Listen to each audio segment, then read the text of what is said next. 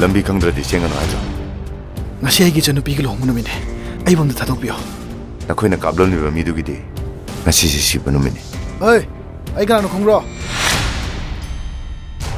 nang laishram mairaba napa gi mingna laishram kengba khangi sidi oi ai ji minister gi ra hin ne apang right hen wargadi right hen jaw china pang hai bagi oi agolo chai ab chalo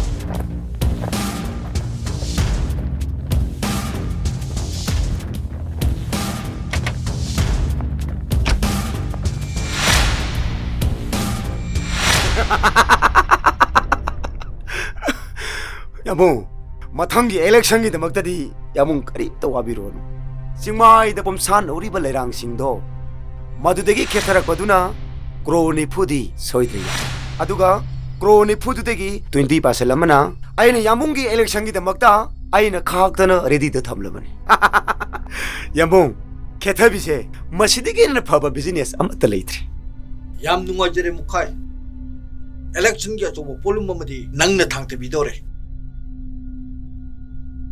ꯃꯁꯤꯗꯕꯨ ꯅꯪꯅ ꯍꯥꯏꯕꯗ ꯑꯩꯅ ꯀꯃꯥꯏ ꯌꯥꯔꯣꯏꯗꯣꯏꯅꯣ ꯁꯦꯟ ꯃꯅꯥ ꯑꯝꯇ ꯌꯦꯟꯗꯅ ꯑꯅꯤꯔꯛꯅꯤ ꯑꯩꯅ ꯏꯂꯦꯛꯁꯟꯗ ꯑꯉꯥꯎꯕ ꯇꯥꯈꯤꯕꯁꯦ ꯆꯦꯛꯀꯤ ꯌꯨꯝ ꯕꯤꯜꯗꯤꯡ ꯑꯋꯥꯡ ꯑꯋꯥꯡꯕ ꯃꯔꯛꯁꯤꯗ ꯑꯩꯅ ꯆꯦꯛꯀꯤ ꯌꯨꯝ ꯁꯥꯔꯣꯏꯅ ꯂꯩꯅꯤꯟ ꯃꯔꯛꯇ ꯀꯌꯥꯝ ꯀꯨꯏꯅ ꯂꯩꯗꯣꯏꯅꯣꯕ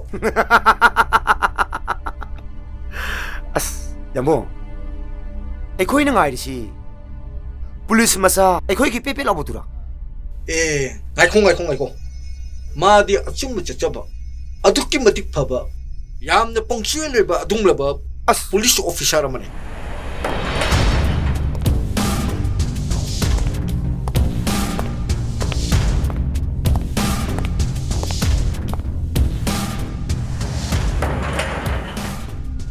마이시 그라디 해말레 salam sangjara kisa 성을라오 morning sir 모닝 랭첼로 yarni sir sir nai ko bibu ke ru batho le gesa 까이슈 어리부디 네떼다 kaino somna samtheng lakpirisa ꯑꯩꯈꯣꯏ ꯁꯣꯝꯕꯨ ꯉꯥꯏꯕ ꯌꯥꯝꯅ ꯀꯨꯏꯔꯤꯖꯥꯠꯅꯤ ꯄꯨꯂꯤꯁ ꯑꯃ ꯑꯣꯏꯔꯒꯗꯤꯅꯦ ꯃꯇꯝ ꯆꯥꯅ ꯃꯇꯝ ꯈꯪꯅ ꯆꯠꯀꯗꯕ koi sir nai bu ko bibu se pung mapan makhai dane chumdabra ne sa 쯤이 hojik po sir gi da pung kya tar yong the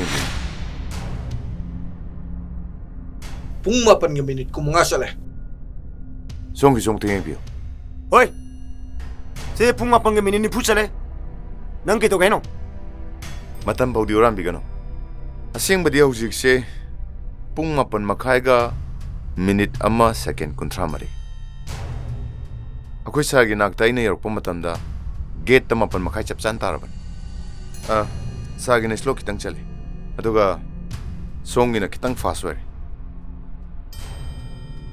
aina police amo ina thamjari matam se india gi oina lefam thokpa matam doni nga이코네 아이고 목대 셈도 호기기네 song gi de sembe roidra kai노니 가봐 낭네 헤네 강이 동안 아이네 엘렉션 탱너리세 아이코이 무카이 호기 마빠네 낭난 거리케네 노크라 파이 하이두보 o ai wakal ta jare sa ai bu highway indian waro bigan ai di police amo ina duty pang tok seban police amo ina whatsapp da yaw khraba ai gi duty asibo hongtu wa haba misha dudi ai lemna khak tharoisa tangai fadraga di mi du bu sarai ba lai du foba koi thi thirga chera piningisa sa chacharu gi gisa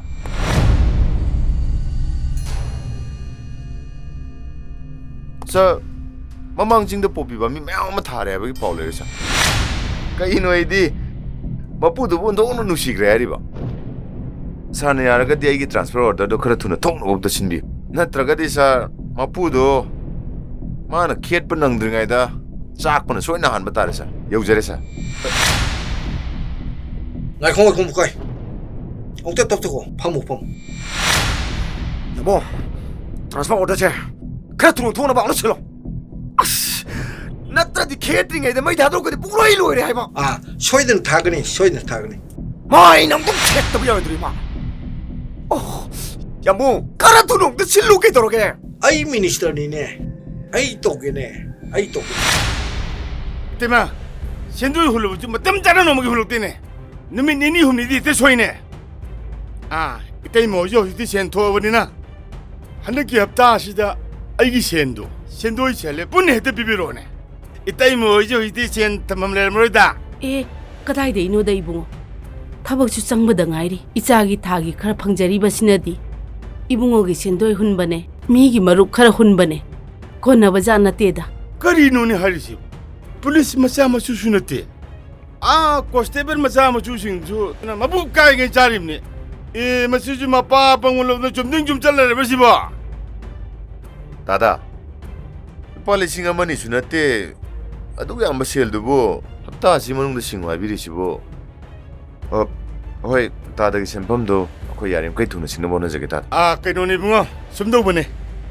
aisi achomda plot achobam lo hadina mayamna koidak takduna leraba none singmang amlo haragane in konchi ju agi mingde lebinine ai ede yon thoge ba 젠도이 걸 사나가 셀 빨가 와청 정강반이 독사비게 해나 비세 아이나 비세 빌링아이 되게 강도를 나와 젠도이 비답 주나티 근데 인고올기 지지주 다다다 민용질 해보다네 어이 민원 버드는 니 bunga ane yolage haise 다다 아코이 묵노 와름 리브세 다다기 젠도이 흔거든 아두가 다다는 가 신우아이 시주 아코이 뭉기 젠도이 시되기 누아이 민올리브두슈 바바기 아생바 쿠이엘라 나타브라이브 수강데 nangdi kada de khang de ni bunga nang lak tinga de logi bi sen ni bunga nangdi yung si mi sunate ai bunga nang ja yok buni ni bunga nang si gi matang tumile ko nang 셀 파리네 무입니 능기세 올 파리 뱅온다 인고올기 제창 후라라가 남탁 떨어가 민곤전 그래나 록업다 남질라가 답당이 부대 공감 범인네 간데 다다 쿠디아우딩아이다네 강아울라록 보다네 BP 아이가 뜨나 쇼르가 땄거니 얌 투뇨 비오로 여기 오브네 안 파가니 거 bunga si matang de nang kan khangwa sen tolji nang wonde tini bunga nangdi ayok bune nang sana hai ka ai nangdi ayok bune hai खंब्रा इचानुपाद थागी तौब खुबाकने अदुबो अंगांग मानब अहंदी इचानुपान सोइदन फुबी खरनी नुंगाइते खंदुना अयोपी mama आइना खुबाकसिम थाजरबने नंगी नुपीना सेंदोय खोंब चलगा ममासु मांदबा मप्पासु मांदबा अतोपा मियान चांग मानबा नचानुपा मपोअगा इचाने हाइबा ngambado नादै मखोइदि ngमोइन हे अदुगी सरुकपुदि थांगै सेंना योकपना fan हे तंखाइ सिबा fai fai ai ngone singnara ba hande kyapta de na khone sen bidra ba ai ne kada go yengo ai ne kada bangam gi yengo hai 얌 비서고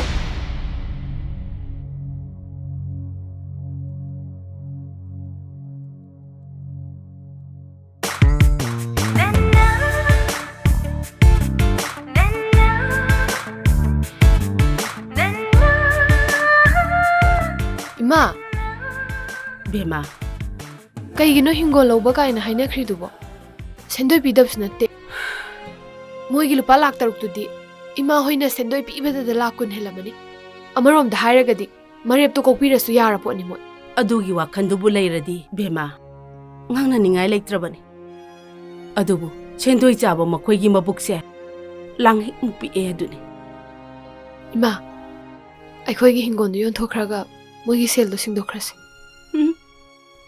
yade kaido bai hondo ino hingon bu hekte yon bai abro yon bai hati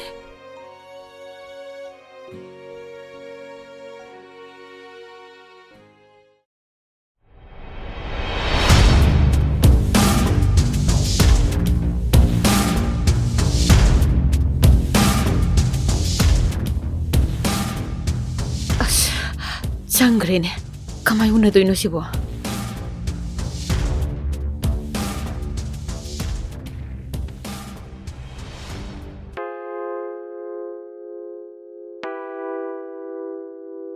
ꯁꯥꯔ ꯑꯝꯇ ꯆꯪꯖꯔꯛꯀꯦ 정 ꯂꯥꯛꯑꯣꯏ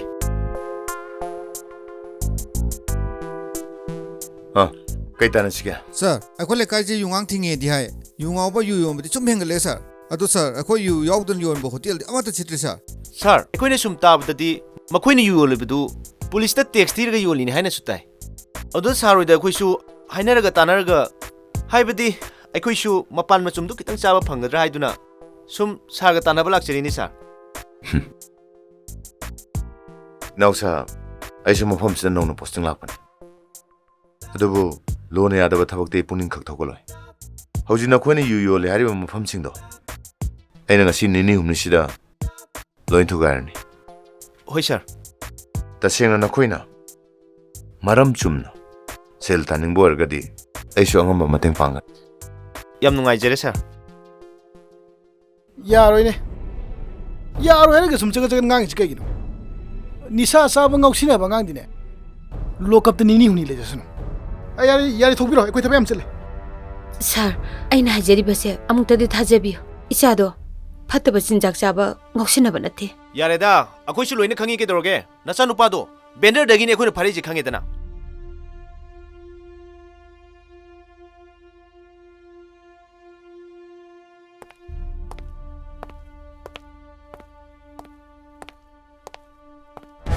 ꯁꯦꯜꯗꯨ ꯌꯥꯎꯗꯅ ꯀꯃꯥꯏꯅ ꯊꯥꯗꯣꯛꯇꯣꯏꯅꯣꯕ ꯃꯥ ꯐꯠꯇꯕ ꯍꯤꯗꯥꯛ ꯆꯥꯏ ꯍꯥꯏꯕꯁꯦ ꯑꯩꯈꯣꯏ ꯈꯪꯉꯦ ꯑꯗꯨꯅꯅꯦ ꯑꯩꯅ ꯍꯥꯏꯖꯔꯤꯕꯁꯦ ꯑꯃꯨꯛꯇꯗꯤ ꯌꯥꯕꯤꯌꯨ ꯌꯥꯔꯣꯏꯗꯤ ꯌꯥꯔꯣꯏ ꯌꯥꯔꯦ ꯌꯥꯔꯦ ꯊꯣꯛꯄꯤꯔꯣ ꯑꯩꯈꯣꯏ ꯊꯕꯛ ꯌꯥꯝ ꯆꯠꯂꯦ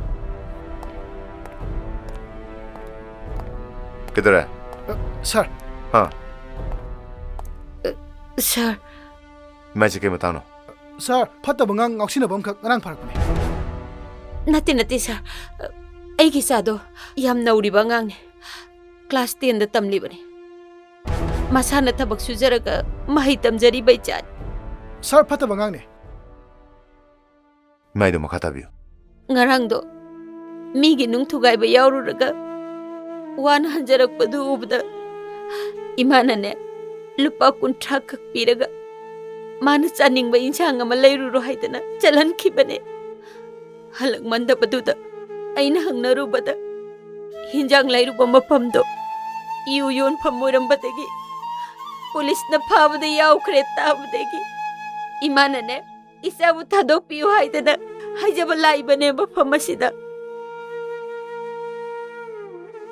ꯉꯁꯥꯏ ꯃꯝꯃꯤꯉꯩꯗꯒꯤꯅꯦ ꯏꯃꯥꯅ ꯃꯐꯝ ꯑꯁꯤꯗ ꯂꯥꯛꯏꯕꯁꯦ ꯑꯗꯨꯕꯨ ꯃꯈꯣꯏꯅ ꯏꯆꯥꯕु कोर्टता पुथोकनी नत्रगना सेल पियु हौजुमक थादोके हाय एदी सेल सुमत पाइजेदे इमा कैसे तौरेदा पाकत पिउन आई ngarang office ta lehudaba dei thoki barmani kaino intasibo ha kaino ba ni bunga mena swaisum tawusi bawna bro police koi leje chumba khara putok chen leriba natro police koi na swaisum tawle gadi public na khoi da thajaba thamga da sibu kadai dana ha na khoi na ko kok du lebak ning bai wakalam te yaudine nasa nasa gi sel phangal lore ai gi building chawra lore en khale ba ang to khanam phare hojima thadoko 파니 sir आई थादोक जागे हाय निमाय लोकप तेंगा नु खरा पुथरो इबु कैसे तौरे मा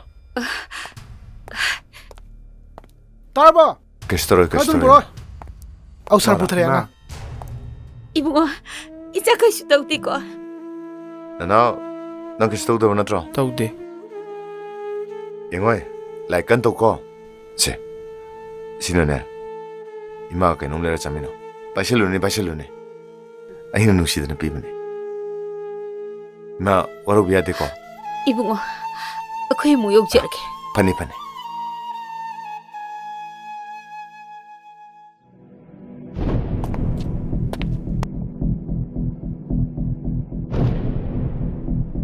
मतुंग the sum come lens थोला कनो सार ngarang ne akhoi binaw mane makeup sola pada saroi kaungna phajin bigre aduna thatu piya sa युगदी थक्त्रो थक्ति सार कम थक्ति सार मसाखिने सा यारे वांगांग थोरपदा मनमदि पुमनम नमे यु थक्सलगा ए कनाले से गुली जाब कइनो मरे गे ततना से बाजलो तक टाइम फुदियो ए अमो ai ngarang sulak charmawni inside देंगा जरमिनी चंगसे asi leibiram bayam nuaijare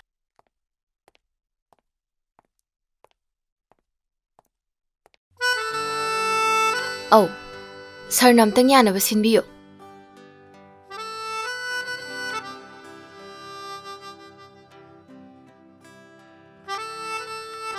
ꯀꯣꯛꯁꯦ ꯑꯆꯤꯛꯄ ꯃꯐꯝꯗ ꯂꯩꯔꯒ ꯈꯤꯇꯪ ꯄꯣꯊꯥꯕ ꯌꯥꯕ꯭ꯔꯥ ꯌꯦꯡꯒꯦ ꯁꯥꯔ ꯁꯥꯔꯅ ꯑꯝꯇꯪ ꯌꯥꯅꯕ ꯁꯤꯟꯕꯤꯌꯨ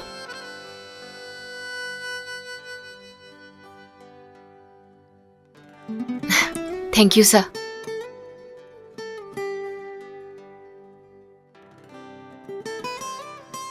ꯀꯩꯒꯤꯅꯣ ꯗꯥ ꯈꯥꯕ ꯅꯪꯒꯤ ꯅꯅꯥꯛꯇ ꯑꯩꯅ ꯁꯨꯝ ꯂꯩꯅꯤꯡꯉꯤꯁꯤꯕꯣ ꯅꯪꯅ ꯂꯩꯕ ꯃꯐꯝꯗ ꯑꯩꯁꯨ ꯇ꯭ꯔꯥꯟꯁꯐꯔ ꯂꯥꯛꯑꯅꯤ ꯗꯥ ꯈꯥꯕ ꯃꯐꯝꯗꯨꯗ ꯑꯩꯅ ꯂꯥꯛꯄ ꯅꯨꯃꯤꯠꯇ ꯗꯥ ꯈꯥꯕꯕꯨ ꯍꯦꯛ ꯎꯕꯒ ꯑꯩꯅ ꯆꯦꯟꯁꯤꯜꯂꯒ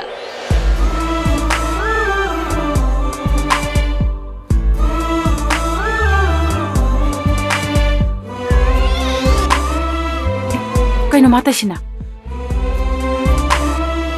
ꯃꯤꯁꯅꯥ ꯀꯗꯩꯅꯣ ꯅꯪ ꯇꯧꯏꯗꯨꯕꯣ 이놈아 콘서 사이즈네 ꯑꯁ ꯑꯩꯗꯤ ꯉꯥꯎꯔꯕꯣꯏ ꯅꯤꯡꯉꯨꯔꯦ ꯀꯣꯟꯁ ꯁꯥꯏꯖꯅꯦꯕ ꯑꯧ 이놈아 ꯑꯅꯧꯕꯅꯦ 이놈아 ꯑꯅꯧꯕ 기스 사이즈ꯗꯒꯤꯁꯨ ꯍꯦꯟꯅ ꯐꯕ ꯀꯤꯁ ꯁꯥꯏꯖꯇꯒꯤꯁꯨ ꯍꯦꯟꯅ ꯐꯕ ꯉꯔꯥꯡꯗ ꯂꯥꯛꯄ ꯑꯣ ꯑꯗꯨꯗꯤ ꯑꯗꯨꯅ ꯀꯔꯤ ꯀꯔꯤꯗꯤ ꯀꯥꯟꯅꯔꯤꯕ 이놈아 ꯃꯁꯤꯅꯅꯦ ꯍꯥꯔꯠ ꯅꯥꯕꯁꯨ ꯐꯍꯜꯂꯤ ꯁꯝ ꯀꯦꯟꯕꯁꯨ ꯐꯍꯜꯂꯦ ꯁꯝ ꯀꯦꯟꯕꯁꯨ ꯑꯗꯨꯒ ꯄꯨꯛ ꯊꯣꯟꯕꯁꯦ ꯄꯨꯛ ꯊꯣꯟꯕꯁꯨ ꯁꯤꯁꯨ ꯐꯍꯜꯂꯦ ꯈꯣꯡ ꯍꯥꯝꯕ ꯅꯨꯡꯉꯥꯏꯇꯕꯒꯁꯨ ꯂꯣꯏ ꯐꯍꯜꯂꯦ ꯍꯥꯝꯕꯁꯨ ꯑꯗꯨꯒ ꯈ꯭ꯋꯥꯏꯗꯒꯤ ꯁ꯭ꯄꯦꯁꯦꯜ ꯑꯣꯏꯕ ꯑꯃꯅꯅꯦ 이놈아 ꯁꯤꯁꯦ ꯆꯍꯤ ꯑꯃꯃꯨꯛ ꯇꯧꯔꯗꯤꯅꯦ ꯃꯥꯏ ꯈꯨꯏꯕꯁꯦ ꯐꯍꯜꯂꯦ ꯍꯥꯏꯅꯦ ꯃꯥꯏ ꯈꯨꯏꯕꯒꯁꯦ ꯍꯣꯏ 이놈아 ꯑꯁꯤꯗꯤ ꯑꯩꯅ ꯌꯥꯝ ꯄꯥꯝꯖꯕ ꯁꯥꯖꯦꯟꯅꯤꯅꯦ ꯂꯥꯎ ꯂꯥꯎ ꯑꯩ ꯑꯝꯇ ꯇꯧꯒꯦ ꯇꯧꯔꯣ ꯑꯝꯇ ꯊꯥꯎ ꯂꯥꯎꯕ ꯑꯝꯇ ꯇꯥꯈꯣ ꯍꯥꯏꯕ ꯍꯣꯏ 이놈아 세 수마이나 레람바다기네 ꯍꯣꯏ ꯍꯣꯏ 수마이나 깐나 파이션비로 시드네 소르도 깐나 혼비로 만ung도 혼전비로 아두가 시다 다독비로 수마이나 ꯑꯗꯨꯃꯥꯏꯅ ꯈꯪꯒꯗ꯭ꯔꯥ ꯂꯥꯎ ꯂꯥꯎ ꯍꯩꯔꯅꯤ ꯑꯩ ꯑꯝꯇ ꯇꯧꯒꯦꯁꯦ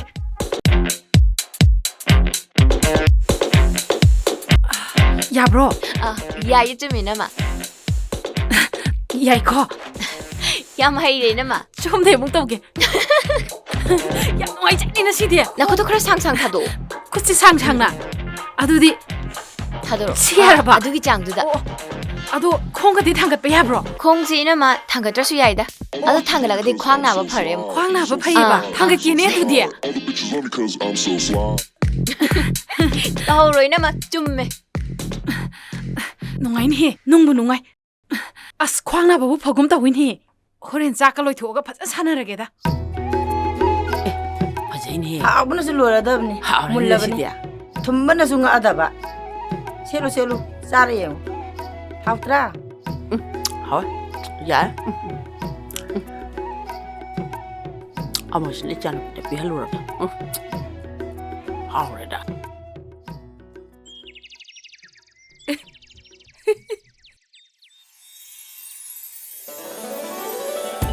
이마 나 가봐 할라크라보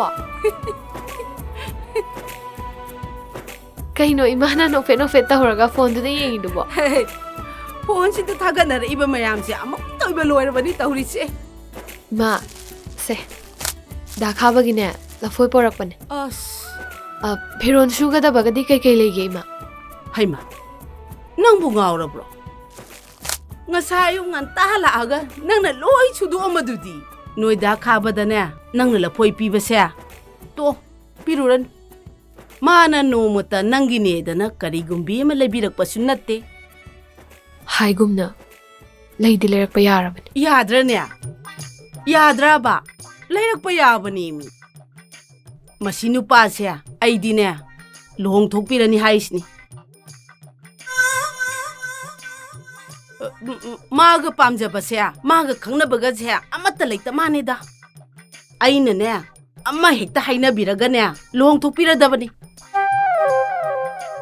마기 누시자바 누비 레랑가니다 이마 레이라가부 hꯧ직 마땀치다부 ꯆꯥꯛ ꯊꯣꯡꯕꯤꯗꯅ ꯐꯤ ꯁꯨꯕꯤꯗꯅ ꯅꯣꯡꯃꯇꯁꯨ ꯀꯣꯏꯔꯛꯄ ꯌꯥꯏꯗꯅ ꯑꯃꯇꯁꯨ ꯂꯥꯛꯇꯦ ꯅꯪꯗꯅꯤ ꯂꯥꯛꯏꯕ ꯃꯥꯒꯤ ꯐꯣꯟꯗꯨꯗꯁꯨꯅꯦ ꯅꯨꯄꯤꯒꯤ ꯅꯝꯕꯔꯒꯁꯦ ꯑꯃꯠꯇ ꯌꯥꯎꯕꯖꯥꯠ ꯅꯠꯇꯦꯗ ꯍꯩ ꯏꯃꯥꯟꯅꯕꯤꯒꯤ ꯃꯆꯥꯅꯦ ꯃꯁꯛ ꯐꯖꯈ꯭ꯔꯕ ꯑꯃ ꯂꯩꯌꯦ ꯀꯩꯁꯥꯝꯄꯥꯠꯇꯒꯤ ꯃꯗꯣ ꯑꯩꯅꯦ ꯍꯦꯛꯇ ꯍꯥꯏꯅꯔꯒ ꯂꯨꯍꯣꯡꯊꯣꯛꯄꯤꯔꯗꯕꯅꯤ 하이루기노 이마 ꯀꯔꯤꯒꯤꯅꯣ 하이루기노바 다카바나 누시자바 누비 레이바네 하이바 ꯑꯦ ꯀꯅꯥꯅꯣꯅꯦ ꯊꯔꯨꯝꯗꯒꯤ ꯔꯣꯃꯥꯟꯁ ꯑꯃꯨꯛ ꯇꯧꯔꯛꯏꯗꯨꯅ ꯍꯥ ꯀꯅꯥꯅꯣꯕ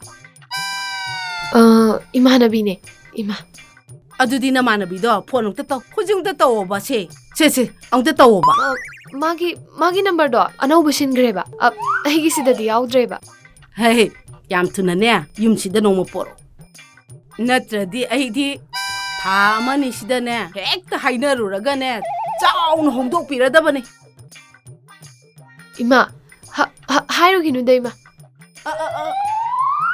너마너비도. 호이 이마. 호렌도 마기 넘버 핵 팡바가 아예 놈 호렌 투너 파우 파우도게 이마.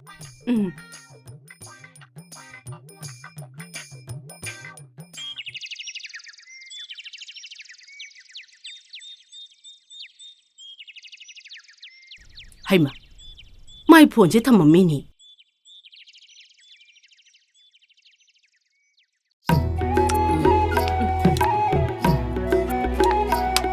Lạc mà xe, xe ngang xe mà xe.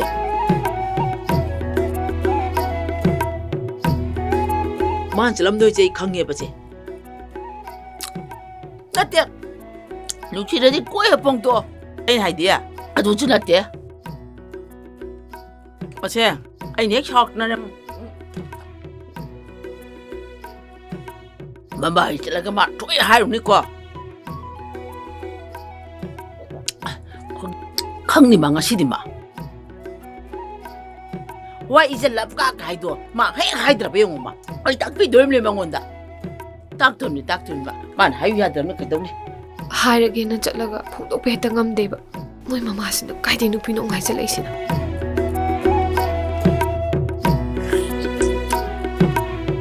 가동네 누피 농 부살 레이시나 라바 ai wa haige la phoi piraga kamphoi thillaga nupa sibu nang he to oiba ya raiba kaidawrage ima amo oi thamoi du piradi ne thamoi du logutaba khangabra nungsiba se sangchat managa nungai bani ne khangabra amana yam phena nungsiradi ne wa da wa se imai pisina ne imai mi semta pulo rause adu kaidawdoino ba pullaga he nang da khaba se nungsibra nungsidabra nungsidabra iba nang da khabasi migi ogiba pamdabra iba adune aina haidoisi khangabra nangna ne nang da khaba saruko aina nang ne na khallo nangna ne noi da khaba da kamai nungsi khungdok da gedo ai tage hi doi ma da pulause pundadi yadroi ma yadi puloi mi nasak tu uradi romantic oide ne ai sui kai jeri poni ne tawrisia mine uragadi ai si angau bini ga hairam dori poni pulle ko se sumaina haigada base da khaba ai thamoi kharungda namduna thamakpa nungsi ngari se ngasi di uto ngari ole khusemgi yuria ga hapsaduna semjaba ngari ga natte lotuna thamba thamoi gi kharung se ngasi di kai thokjarage thamoi anigi nungsiba asengba oirabadi ngari ase iron tho asi da khaba to haigda mi loi taramani ma hei mi daradi yam phari bani ne nang da khaba da phungdok pa ngamdri do ataba mi na mai haijaruran go se imagi mangda lause se makha tarage ba kraino changchil hei masi khubak sina phai thadana mamai sida masi ko torusina aima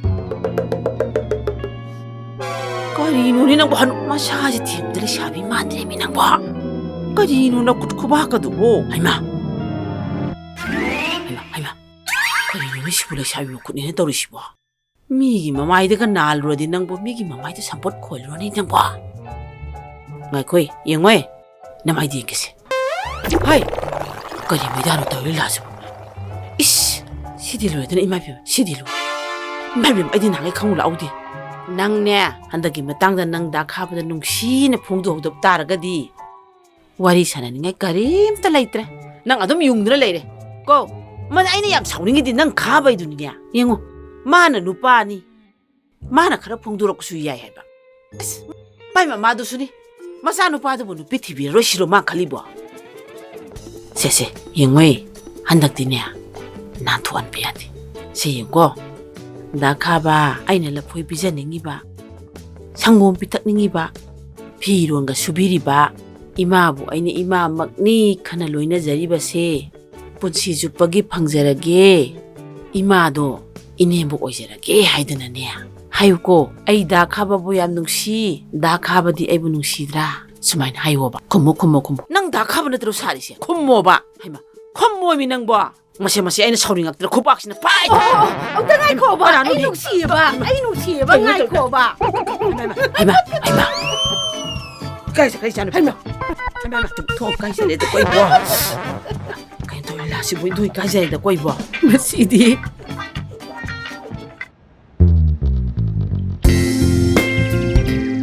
tamo kai lei re ngai khoni nandi si kai dormi ba tamo si se khoi gi ne baba gi manak ta la ambane ngai kho no si de na la na masuk do kari mai macha nu pa ma lei bu du bu kari ba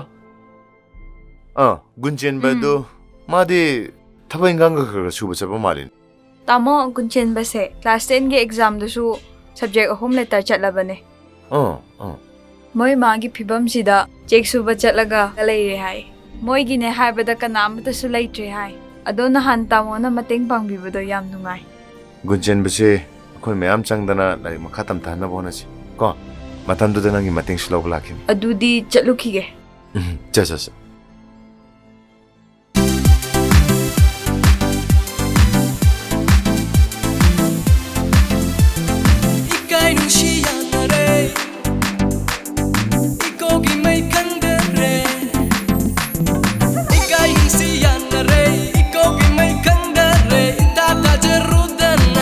Sẽ thầm bao xa lời lệ Lady không có mà lần nà Lấy đăng lấy nằm phô đập bà bù Tại bằng ca na su bao tam tì Tại bằng ca na su bao chê đi Lady không có mà lần nà Lấy đăng lấy nằm phô đập bà bù Tại bằng ca na su bao tam tì Tại bằng ca na su bao chê đi Ikay nung siya na re Iko kay may kang dere Tata jarud na na Thamay sa thầm bao xa lời lệ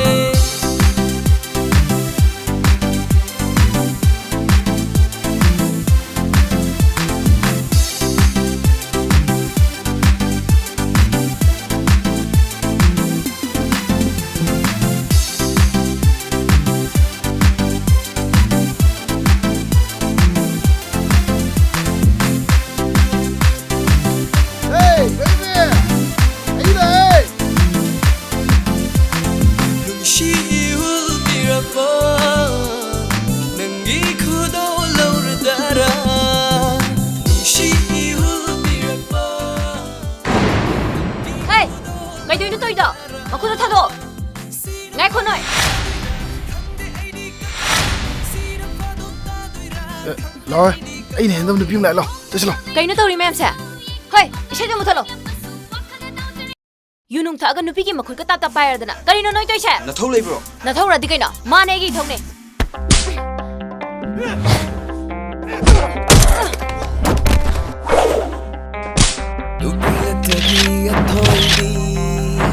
Nupi lagi thâu mà còn ta Nupi lagi thôi hết Nupi lagi thâu na còn ta lamu na haki thâu na haki tuangu na haki lichim achun bagi dama chanu ningu IPS chanu ningu IPS chanu IPS chanu IPS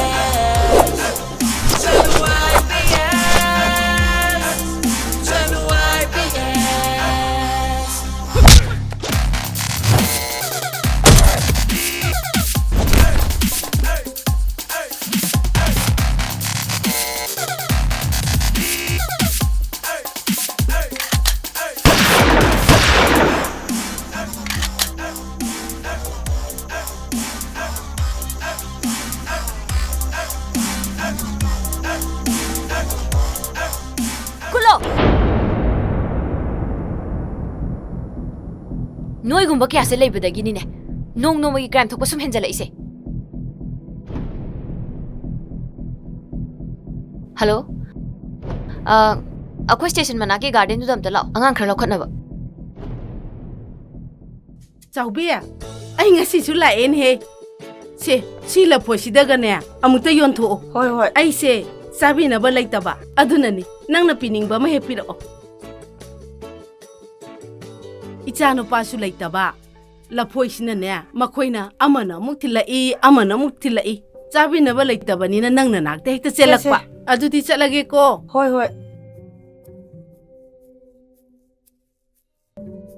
이제 다우 야래다 라 포일레름 바세 아 까야 피라모 하이노 이제 짬에 해네 요머니 짬도 해 피라모 이베마 호이다 호이데 해 피토케 짬 피게스 피제사노 이사 누피나 하라우라 글로레 이시기 라 포시디 눅티기 이만 핵만해 얌시게 마이렌 시가 콩름 시가 술라우 크러게 마이렌 마자도 운당 해 피라모 호이 호이 세 짬에 한 피라가 야래코 세세시 부바 야가드로 야라니데 이제 콘나 좀 빠이 크러게다 파이복 야윈 해 이제네 연발라 보시나네 파이복 야봉 악다 얌파이 풍나라니 얌파이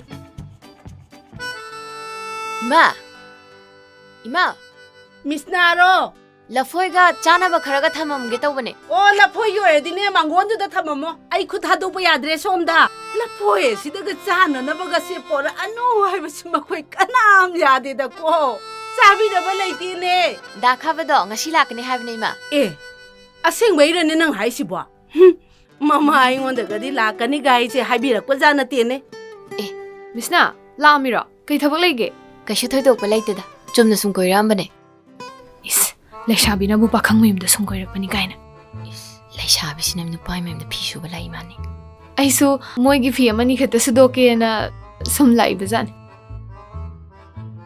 सुनी आइसु सुम कोइरामबनिदा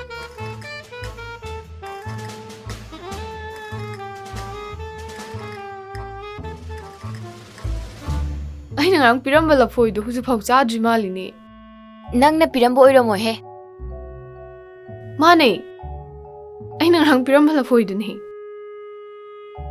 ꯀꯩꯅꯣꯍꯦ ꯁꯤꯗꯤ ꯑꯩꯅ ꯍꯧꯖꯤꯛꯇ ꯄꯨꯔꯛꯄ ꯂꯐꯣꯏꯅꯤ ꯑꯦ ꯉꯥꯏꯈꯣ two ꯁꯤꯗ ꯂꯐꯣꯏ ꯐꯥꯏꯕꯣꯛ ꯑꯃ ꯌꯥꯏꯁꯦ ꯎꯗ꯭ꯔꯥ two ꯁꯤꯗꯒ ꯗꯥꯛꯐꯝꯒ ꯂꯩꯔꯤꯁꯦ ꯑꯩꯅ ꯉꯔꯥꯡ ꯄꯤꯔꯝꯕ ꯂꯐꯣꯏꯅꯦꯕ ꯃꯥꯟꯅꯕ ꯑꯣꯏꯔꯝꯅꯤꯍꯦ ꯂꯥꯏꯖ ꯅꯪꯁꯨ ꯅꯠꯇꯦ ꯅꯠꯇꯦ ꯑꯩꯅ ꯄꯤꯔꯝꯕ ꯂꯐꯣꯏꯗꯨꯅꯦ ꯃꯤꯁꯅꯥ ꯅꯪꯅ ꯆꯤꯟꯊꯤꯅꯨꯀꯣ ꯃꯤꯁꯅꯥ ꯑꯩꯁꯨ ꯂꯐꯣꯏ ꯑꯃꯒꯤ ꯀꯩꯗꯧꯕꯩ ꯆꯤꯟꯊꯤꯗꯣꯏꯅꯣ ꯑꯩ ꯐꯖꯅ ꯃꯁꯛ ꯈꯪꯉꯤ ꯁꯤꯒꯤ ꯂꯐꯣꯏꯁꯦ ꯑꯩꯅ ꯉꯔꯥꯡ ꯄꯨꯔꯛꯄ ꯂꯐꯣꯏꯗꯨꯅꯦ ꯃꯤ ꯃꯤꯁꯅꯥꯁꯦ ꯌꯥꯔꯦꯍꯦ ꯅꯪꯁꯨ ꯍꯩꯃꯥ ꯕꯦꯃꯥ ꯀꯩꯗꯧꯅꯔꯒꯦ ꯃꯦ ꯅꯣꯏ ꯇꯧꯅꯔꯤꯗꯨꯕꯣ 이마시 아이랑 부기벨 라포이도 나트레 우네시 그다 얘기시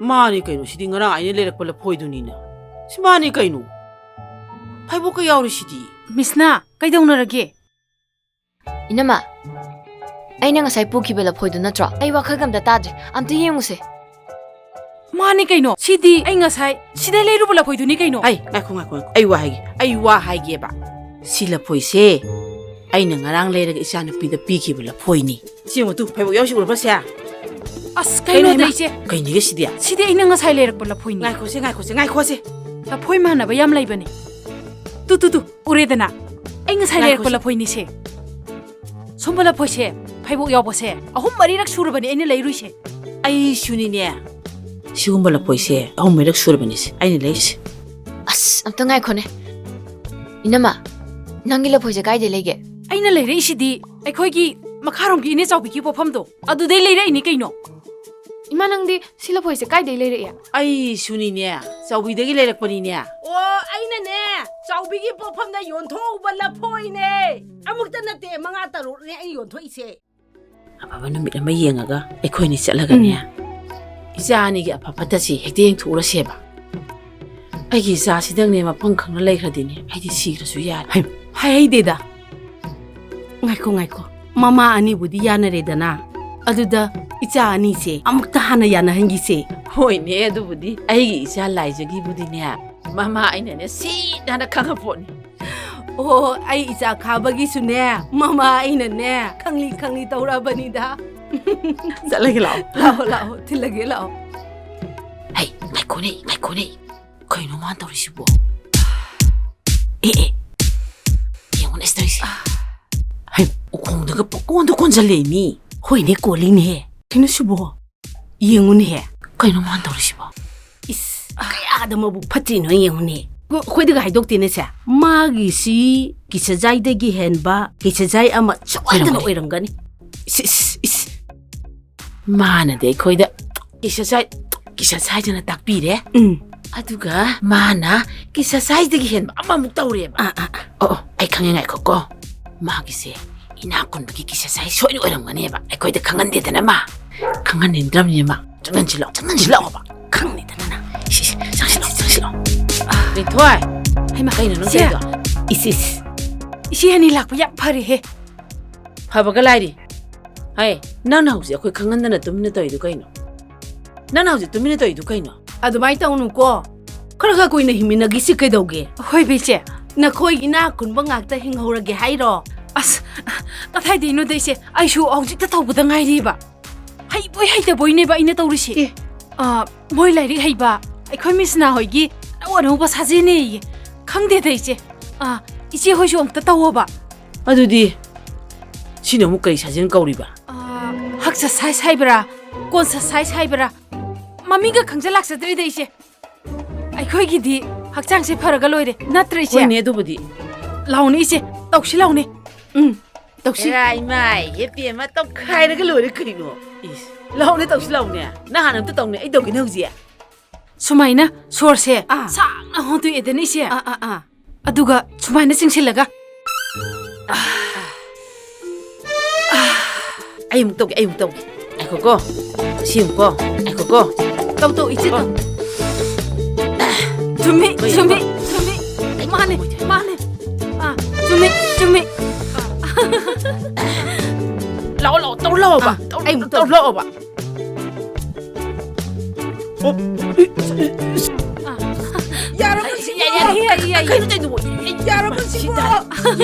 ꯌꯥꯏꯌꯦ ꯏꯆꯦꯅꯕꯨ ꯍꯦꯟꯅ ꯌꯥꯔꯦ ꯑꯩꯅ ꯇꯧꯈ꯭ꯔꯦꯅꯦ ꯇꯧꯔꯤꯁꯤꯕꯣ 이제 시기 사진 시 떠오르디네 이샤세 나하수 오이토할리 삭술로 파자토할리 하리 이제 아이나 칼레바 능이나 저너비 미스나세 마sak 양 파자토바니 이제 파자토해봐 파자토해봐 씨마 에비마 누아이 그래 마시디 너희 다 모보닝 상아이다 타이나 레샤링이다네 이낙다가 짱살라아다나 나 빠시다 레이기사 신찬비라다나 마두다 아이나수 이마 이까우까우예 이마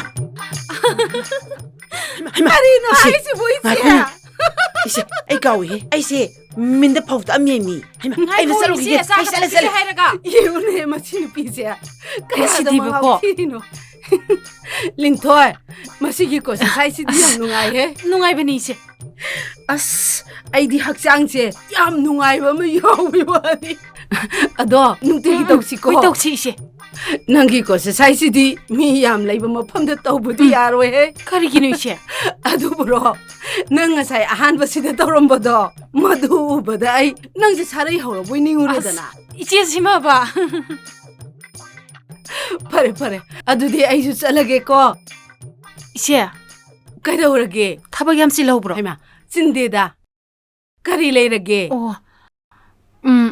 ꯑꯩꯁꯨ ꯃꯇꯥꯡꯕꯨꯗꯤ ꯆꯥꯗ꯭ꯔꯦ 와세 ꯀꯔꯤꯅꯣ ꯃꯤꯌꯥ ꯑꯃꯨꯛ ꯇꯧꯈꯠꯂꯛꯏꯗꯨꯅ ꯍꯥꯏꯌꯣ ꯃꯤꯌꯥ ꯑꯁ ꯅꯪꯒꯤꯁꯤꯗꯤ ꯄꯥꯈꯪꯅ ꯂꯩꯁꯥꯕꯤꯗ ꯅꯨꯡꯁꯤꯒꯥꯏꯅ ꯍꯥꯏꯔꯝꯗꯥꯏꯗꯣ ꯃꯥꯜꯂꯤ 마네 이제 마두먹네봐 아이기 사누피 미스나나네 우이라바 농시자바세 하이 kuina nungsinnababu phongdoknadraba migi edum oikre hoi adunani ise aina ngasi wamang yanza horise kainu ko hairo mi nangba ise sabna su sire aigi sanupi misnana ne mapalamda piklingai degi leirakpaga lairik laisuda asoiba kya lakpadagi yumda sumla hen kraba adubu khababu uruba mikupdagi isanse खाबगी मतौ तमजदुना मागिदा खाबना सानरिबा मखै माना like पासबा तुमबसु खाबना तुमद्रिबा मखै हेक्ता तुमदबा हौगतपसु खाबदगी हाना हौगतनबा होनजबा अदुबु हौजिक्ति इचनसे मतिक चाबा मी अमा हाइबदु ओइरे मिसना मसानासु खाबसे याम खंजबनी इचे अखोइनसु अदुम खांगीदे इचे मिसना न ngasi फावबा अतोपा नुपा अमता माना हन्ना येंगदे मसिन सुपंदे 마기다 카바기 와칸나네 마기 포타밤 오이세리네베 이세 그리군바 카바시나 미 아마기가 오이키바 마탐다 미스나세 ꯌꯥꯝꯅ ꯃꯊꯃꯣꯏ ꯀꯥꯏꯔꯒ ꯂꯩꯍꯧꯒꯅꯤ 이세 ꯃꯁꯤꯗ ꯃꯅꯝ ꯑꯃ ꯑꯣꯏꯅ ꯑꯩꯅ ꯈꯪꯖꯕ ꯈꯔ ꯉꯁꯤ 이세ꯗ ꯐꯣꯡꯗꯣꯛꯆꯕꯅꯤ 이세ꯅꯕꯨ ꯌꯥꯕꯤꯔꯒꯗꯤ ꯑꯩꯈꯣꯏ ꯍꯦꯛꯇ ꯂꯥꯛꯆꯔꯒꯦꯕ 이세 ꯌꯥꯔꯕ ꯅꯠꯇ꯭ꯔꯣ 이세 미스나세 ꯌꯥꯝꯅꯕꯨꯗꯤ ꯅꯨꯡꯁꯤ ꯑꯗꯨꯕꯨ ꯃꯁꯥ ꯃꯁꯥꯃꯨꯛꯇꯪ ꯎꯅꯔꯒ ꯌꯥꯏ ꯌꯥꯏ 이세 ꯑꯗꯣ 야다바디 야로이고 이세 꼬바 이세 ꯑꯩ ꯆꯠꯂꯒꯦ ꯍꯣꯏ ꯍꯣꯏ 이세 ꯊꯤꯟꯗꯣꯛꯇ꯭ꯔꯦ ꯐꯣꯡꯗꯤ ꯐꯣꯡꯗꯣꯛꯍꯧꯔꯦꯁꯦ 다카바 네, 미스나. 케일레르게. सरगी तविमल खंगबोइना इन सुम लिलनिंगदना फ्रूट अमा लेरकपने से Thank you. पामरेंगो पामद्रगदी मचु अमा होंदोकनबा पामी, यम फजैसिदि. लिसला येंगसिरा चारमद्रगदी ओं हंदोगे Yay.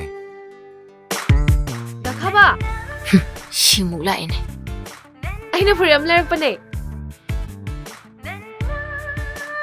ꯁꯦ ꯁꯤ ꯄꯥꯝꯕ꯭ꯔꯥ ꯌꯦꯡꯉꯨꯁꯦ ꯇꯣ ꯐꯖꯗ꯭ꯔꯥ फजे. ꯑꯝꯇ ꯂꯤꯠꯂꯣ बसे सेम दलिखिगेको. 세 ꯁꯤ ꯍꯥꯟꯅ ꯂꯤꯠꯂꯣ ꯍꯥꯏꯕ ꯃꯤꯁꯦ ꯑꯍꯟꯕꯅꯦ ꯑꯩ ꯂꯩꯔꯨꯏꯅꯦ ꯑꯩꯒꯤꯁꯨ ꯑꯍꯟꯕꯅꯦ ꯗꯥꯈꯥꯕ ꯁꯤ ꯍꯥꯟꯅ ꯂꯤꯠꯂꯣ ꯅꯪ ꯊꯕꯛ ꯆꯠꯀꯅꯤ ꯍꯥꯏꯗꯥꯏꯅꯦ ꯁꯦ ꯁꯤ ꯂꯤꯠꯂꯒ ꯆꯠꯂꯣ ꯐꯖꯩꯕ ꯄꯛꯀꯅꯤꯕ ꯗꯥꯈꯥꯕ ꯍꯧꯖꯤꯛ ꯆꯠꯇꯣꯏ ꯇꯥꯔꯒꯗꯤ ꯁꯤꯁꯦ ꯑꯣꯏꯅ ꯂꯤꯠꯂꯒ ꯆꯠꯂꯣ ꯁꯤ ꯍꯦꯟꯅ ꯐꯅꯤꯕ ꯁꯤ ꯍꯥꯟꯅ ꯂꯤꯠꯂꯣ ꯍꯥꯏꯕ लिके.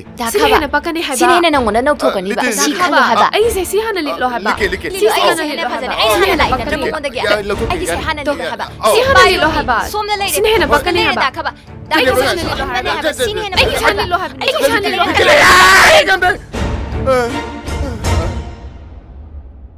다카바 해봐 다카바 그이도록게 다카바 소팅그라 말레 해봐 마친자 소감다디 야로 에이가 너네 감보도 깔로 해봐 아이 감게 다카바 낭 하이로 에 감게 ngaiko CDA기 트레이닝데 야로바네 낭 하이로예 아이 감게 ngaiko 낭기 트레이닝데 야부두가 마나로해봐 아이 감게봐 낭 강고이 하베네 낭 까이 강도이노 시 마땅시리 루바네 방토 더게 아포테 아이 감게 하베네 ngaiko 하베네 아이 떠게 하베네 아이 감게 야래.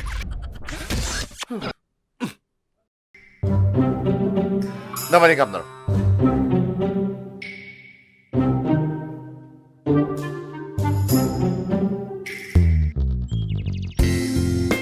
ꯑꯩ ꯃꯤꯁꯅꯥꯎ ꯑꯩꯅ ꯅꯪ ꯗꯥꯈꯥꯕꯒꯤ ꯋꯥꯗꯣ ꯃꯃꯥꯗ ꯍꯥꯏꯈ꯭ꯔꯕꯅꯤꯀꯣ ꯑꯁ 이나마 이디야 미까이제이다 ꯀꯩꯗꯧꯕꯩ ꯍꯥꯏꯔꯨꯏꯅꯣ ꯌꯥꯝ ꯏꯀꯥꯏ ꯈꯪꯕꯤꯅꯤꯅ ꯃꯤꯒꯤ ꯃꯌꯨꯝꯗ ꯂꯐꯣꯏ ꯁꯪꯒꯣꯝ ꯌꯦꯔꯨꯝ ꯊꯤꯟꯕꯗꯤ ꯅꯨꯡꯇꯤꯒꯤ ꯆꯠꯂꯤꯕꯅꯤꯅꯦ ꯅꯅꯝꯃ ꯑꯩꯅꯅꯦ ꯅꯪꯒꯤ ꯊꯃꯣꯏꯗꯣ ꯈꯪꯕꯗꯒꯤ ꯍꯥꯏꯔꯨꯔꯤꯕ ꯑꯗꯨꯒ ꯂꯐꯣꯏ ꯌꯦꯔꯨꯝ ꯁꯪꯒꯣꯝ ꯊꯤꯟꯕꯒ ꯃꯥꯟꯅꯗꯦ ꯏꯁ 미기 눅시나자바 레이브라 그놈 떠오거네 ꯑꯦ ꯂꯩꯇꯦ ꯏꯁ ꯂꯩꯔꯗꯤ ꯃꯣꯏ ꯃꯃꯥꯗꯨꯅ ꯑꯗꯨ ꯂꯩ ꯑꯗꯥ ꯂꯩ ꯍꯥꯏꯔꯝꯃꯣꯏꯗ꯭ꯔꯣ ꯑꯉꯥꯡꯁꯤꯡ ꯃꯁꯥ ꯃꯁꯥ ꯎꯅꯍꯜꯂꯒ ꯀꯩ ꯂꯩꯒꯦ ꯈꯟꯅꯁꯦꯅ ꯍꯥꯏꯔꯝꯃꯤꯗꯨꯗꯤ ꯑꯗꯨ ꯑꯣꯏꯔꯁꯨ ꯀꯩꯗꯧꯕꯩ ꯍꯥꯏꯔꯨꯏꯅꯣ ꯏꯅꯝꯃ ꯑꯐꯕ ꯅꯨꯄꯥ ꯑꯃ ꯅꯨꯄꯤ ꯑꯃꯒꯤ ꯄꯨꯟꯁꯤ ꯈꯣꯡꯂꯣꯏ ꯑꯣꯏꯕ ꯍꯥꯏꯕꯗꯨꯒꯤ ꯃꯇꯥꯡꯗꯨꯗꯅꯦ ꯑꯗꯨꯗꯅꯤ ꯃꯤꯅ ꯏꯀꯥꯏꯕꯒ ꯂꯣꯏꯅ ꯊꯥꯗꯣꯛꯅꯔꯛꯏꯁꯦ ꯍꯦ ꯄꯥꯝꯕꯤ ꯑꯃ ꯊꯥꯔꯗꯤ 이싱 ꯆꯥꯏꯔꯒ ꯊꯥꯔꯤꯕ ꯄꯥꯝꯕꯤꯗꯣ ꯃꯍꯩ ꯆꯥꯅꯕ ꯍꯣꯠꯅꯧꯀꯣ ꯅꯪꯅꯒ ꯍꯌꯦꯡꯋꯥꯏ ꯋꯥꯍꯧꯔꯒ ꯅꯅꯝꯃ ꯑꯩꯅꯒ ꯌꯦꯡꯕ ꯉꯝꯃꯣꯏꯀꯣ ꯈꯪꯗꯦ ꯍꯧꯖꯤꯛꯇꯤ ꯑꯩ ꯂꯥꯟ ꯆꯪꯕ ꯍꯧꯔꯕꯅꯤꯀꯣ ꯃꯤꯅ ꯌꯥꯕꯒꯤ ꯃꯑꯣꯡꯗ ꯂꯩꯔꯕꯅꯤ ꯋꯥꯈꯜ ꯇꯥꯎꯀꯣ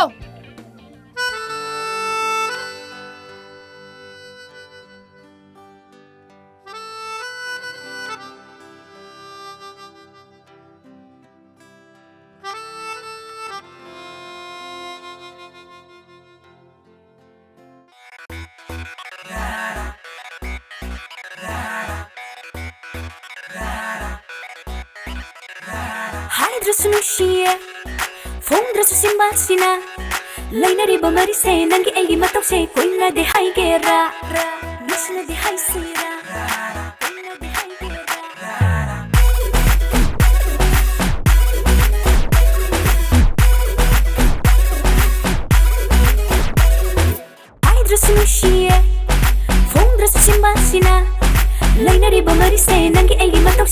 ꯀꯣꯏꯅꯗꯦ ꯍꯥꯏꯒꯦꯔꯥ ꯅꯀꯣꯛꯇ ꯅꯥꯄꯤ ꯄꯛꯂꯦ ꯍꯨꯔꯥꯟꯕ ꯑꯩꯒꯤ ꯊꯃꯣꯏꯕꯨ ꯍꯨꯔꯥꯟꯕ ꯃꯤꯠꯀꯨꯞ ꯈꯨꯗꯤꯡ ꯄꯨꯡꯖꯥ ꯈꯨꯗꯤꯡ ꯅꯪꯉꯣꯟꯗ ꯌꯦꯡꯖꯔꯤꯕ ꯊꯝꯖꯔꯤꯕ ꯃꯤꯠꯌꯦꯡꯁꯦ ꯅꯪꯒꯗꯤꯅ ꯍꯧꯅ ꯁꯥꯅꯤ ꯂꯥꯏꯅꯧ ꯇꯥꯕꯤ ꯉꯝꯖꯕꯤ ꯅꯤꯡꯊꯤꯕꯤ ꯅꯇꯧꯗ ꯂꯦꯞꯈ꯭ꯔꯕꯅꯤ ꯑꯩꯒꯤ ꯄꯨꯟꯁꯤꯁꯦ ला ला ला ला ला ला ला ला ला ला ला 강라로이 맞다공 당신에게 살았누 당신에게 살았누 당신에게 살았누 Lady 빨리새 난이 애기 빨동새 무시나게 알시라 보이네리 알시라 눈시 이홀 펑나래 텅어이 마삭한 날에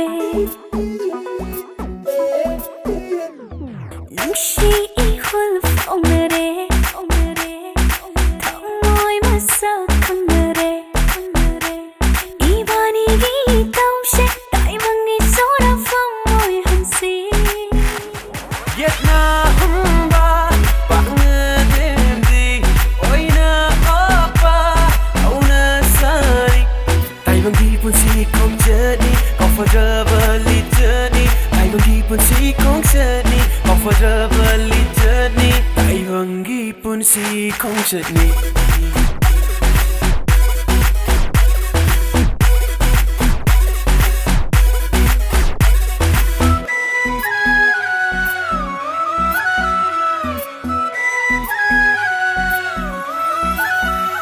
눈시 이박란제래 럼바 팡레 다이방시다 ngasi oire aire nai jarapa nungsiba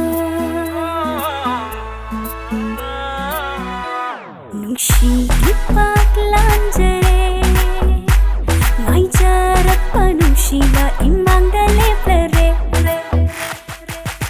kalubado jungle jungle pakalani chanare nungsinarang heivani se fongoktana nungsinarang le thamoyani mari leiram le 하이드레스 누시에 퐁드레스 심바시나 라이너리버 머리세 난기 애기 맛없이 꼬인나데 하이게라 미시나데 하이세라 꼬인나데 하이게라 라이너리버 머리세 난기 애기 맛없이 미시나데 하이세라 꼬인나데 하이세라 미사 딸이네마 아 자자실라오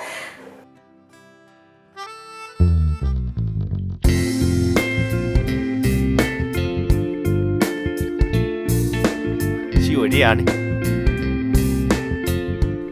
이사 사 로르브라 시 아르데 잉위네. 야래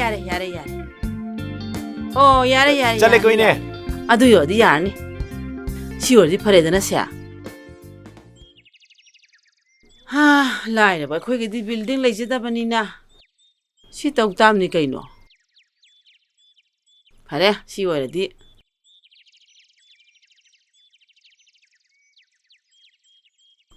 ngon tàu ru cây nó nè không ai tàu thôi nó nè xí bỏ không ai nó nè mỗi tàu đâu chỉ đi ya suy ya nè ima ya chỉ là không ai tàu thôi nó nè xí bỏ Hema ai ya đi mà sẽ không ai tàu thôi nó xí bỏ cái nó ima nó tàu gì nữa mà exercise tay nó thôi mới lấy cái nó đúng exercise lo ima nó tàu ya bro đúng không asam hay là để coi mà hey namai nè tik lão lấy đi xe exercise tàu bữa đây nè mà cái nó bốc hàng ăn xài Adubu kana na tong nage basigum basibu ꯀꯥꯏꯗꯒꯤ ꯑꯃꯨꯛ ꯇꯝꯃꯛꯏꯅꯣ ꯈꯪꯗꯦꯕ ꯃꯊꯣꯡ ꯃꯔꯝ ꯈꯪꯗꯕ ꯉꯥꯛꯇ E ꯃꯊꯣꯡ ꯃꯔꯝ ꯈꯪꯗꯕ ꯍꯥꯏꯗꯤ ꯀꯩꯅꯣ ꯁꯦ ꯏꯅꯥ ꯈꯨꯟꯕꯁꯤꯡꯁꯤ ꯇꯧꯔꯤꯕ ꯑꯦꯛꯁꯔꯁꯥꯏꯖꯁꯦ ꯀꯣꯟꯁꯔꯁꯥꯏज ꯍꯥꯏꯗꯣ ꯁꯤ ꯑꯩꯈꯣꯏꯗꯤ ꯂꯩꯇꯕꯅꯤ ꯁꯤ ꯇꯧꯔꯤꯕ ꯂꯥꯎ ꯑꯩ ꯇꯧꯒꯦ ꯌꯦꯡꯉꯨ ꯂꯥꯎꯕ ꯁꯦ ꯌꯦꯡꯉꯨ ꯂꯥꯎ ꯁꯦ ꯁꯨꯃꯥꯏꯅꯅꯦ ꯁꯨꯃꯥꯏꯅ ꯀꯣꯟꯗꯣꯏꯕ ꯈꯪꯉꯕ꯭ꯔꯥ ꯏꯃꯥ ꯃꯤ ꯅꯣꯛꯅꯅꯕꯅꯅꯦ ꯐꯦꯁꯕꯨꯛꯇ ꯌꯨꯇ꯭ꯌꯨꯕꯇ ꯊꯥꯒꯠꯄꯁꯤꯡꯗꯣ ꯃꯣꯏꯅꯅꯦ ꯃꯇꯧ ꯇꯝꯅꯔꯤ ꯑꯣꯏꯔꯝꯅꯤ ꯅꯪꯅ ꯑꯃꯨꯛ ꯍꯦꯛꯇ ꯇꯧꯁꯜꯂꯨꯔꯅꯨ ꯍꯦꯛꯇ ꯇꯧ ꯂꯩꯔꯝꯃꯦ ꯑꯣ ꯊꯥꯖꯗꯕ ꯅꯪꯗꯤꯅꯦ ꯅꯁꯥꯗꯣ ꯑꯗꯨꯝ ꯄꯗ꯭ꯔꯥ ꯇꯧꯔ ꯁꯣꯟꯖꯨꯅꯔꯒ ꯑꯗꯨꯝ ꯂꯩꯔꯣ ꯍꯣꯏ ꯑꯩꯗꯤ ꯄꯠꯂꯒꯅꯦ ꯑꯗꯨꯝ ꯂꯩꯖꯔꯒꯦ ꯌꯥꯖꯔꯦ ꯀꯣ ꯑꯩ ꯄꯠꯂ ꯑꯗꯨꯝ ꯂꯩꯖꯔꯒꯦ ꯍꯦ ꯉꯥꯏꯈꯣꯅꯦꯍꯦ ꯅꯪꯕꯨ ꯂꯥꯎꯅꯍꯦ ꯅꯨꯡꯉꯥꯏꯕ ꯄꯥꯎ ꯑꯃ ꯂꯩꯔꯦ ꯅꯪꯕꯨ ꯂꯥꯎꯅꯍꯦ ꯅꯪ ꯀꯨꯏꯔꯣꯏꯗꯧꯔꯦꯍꯦ ꯑꯣ ꯏꯆꯥꯒꯤ ꯄꯨꯟꯁꯤ ꯂꯩꯄꯨꯟ ꯁꯦꯝꯕꯗꯣ ꯀꯨꯏꯔꯣꯏꯗꯧꯔꯦ ꯍꯥꯏꯕ ꯏꯃꯥ ꯅꯪ ꯅꯨꯡꯉꯥꯏꯕ ꯍꯦꯟꯃꯜꯂꯤꯀꯣ ꯃꯤ ꯈꯥꯕꯒꯤ ꯃꯁꯥꯒꯤ ꯀꯩ ꯑꯄꯥꯝꯕ ꯂꯩꯒꯦꯁꯨ ꯈꯪꯗꯦ ꯅꯪ ꯌꯥꯝ ꯊꯨꯃꯜꯂꯤꯀꯣ ꯅꯨꯡꯉꯥꯏꯕ ꯍꯔꯥꯎꯕ ꯌꯥꯝ ꯍꯦꯟꯃꯜꯂꯤꯀꯣ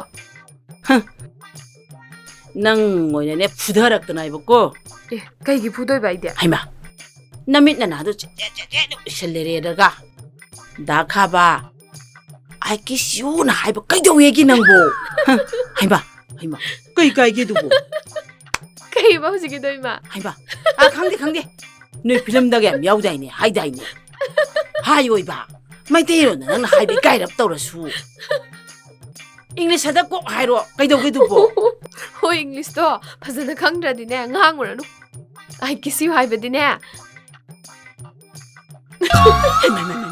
이마이 뱀마 아이 지랍니다 이마이 뱀마 아두데 가만 하이 뱀마 마시네 아두부러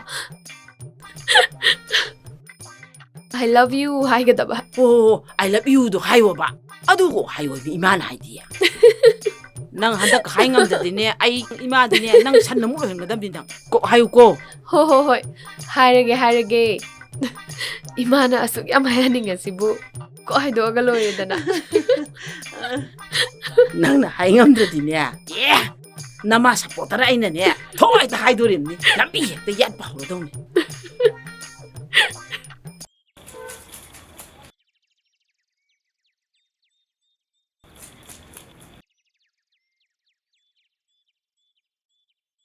이붕아 개기마 nga thongbaga yen thongbaga si karambene hen hawi 이마이디 아니멀 왜 하we 마하와 뭡니 개이노 thabalai manamga laihaw manamga si karambene hen nungsiya 아니멀 로이 누시 그이더기 마능보 만다 왕아 항이도보 파레네 세세 용짝 싱주가 당징 아멧바가디 까라머네 해나 빠미 이마 그이더기 미능보 하이 꼭 하이로해 항이 시능원더니 나 당징 주석리 동보가 영작 신주나 한감 짬통가 아이디 아니멀 로이 빠미마 까이노다 아마 같은 아빠amba 칼로 하라가 아니막 빠미 시부 아두 야로이네 그이더기 마 아니마이나 밤자방 악도 오이베기니 이마나도 암 사고라 이두나 개기야 한덕묵디 아생보이네 다 하르게 한덕디네 아마 땅 칼라가 하유고 아니막 밤바가 야로이고 호호 이마나 하요 합도 하라게 항호 ꯑꯩꯈꯣꯏꯒꯤ ꯑꯋꯥꯡꯗ ꯂꯩꯕꯤ ꯃꯤꯁꯅꯥꯒ ꯃꯈꯥꯒꯤ ꯂꯥꯏꯖꯒ ꯑꯅꯤꯁꯦ ꯀꯔꯝꯕꯅ ꯍꯦꯟꯅ ꯅꯨꯡꯁꯤ 이마디 가르마네 누시리바 ꯅꯪꯉꯣꯟꯗꯅꯤꯅꯦ ꯑꯩꯅ ꯍꯪꯉꯤꯁꯦ 이마나 하러봐 이마나 왜 하라봐 아이수 하이거든 ꯑꯣ ꯑꯩꯕꯨꯗꯤ ꯑꯅꯤꯃꯛ ꯅꯨꯡꯁꯤꯅꯦ ꯑꯗꯣ ꯅꯪꯗꯤ ꯑꯃꯈꯛꯇꯪ ꯈꯟꯒꯗꯕꯅꯤꯀꯣ ꯑꯅꯤꯃꯛ ꯈꯟꯕ ꯌꯥꯔꯣꯏ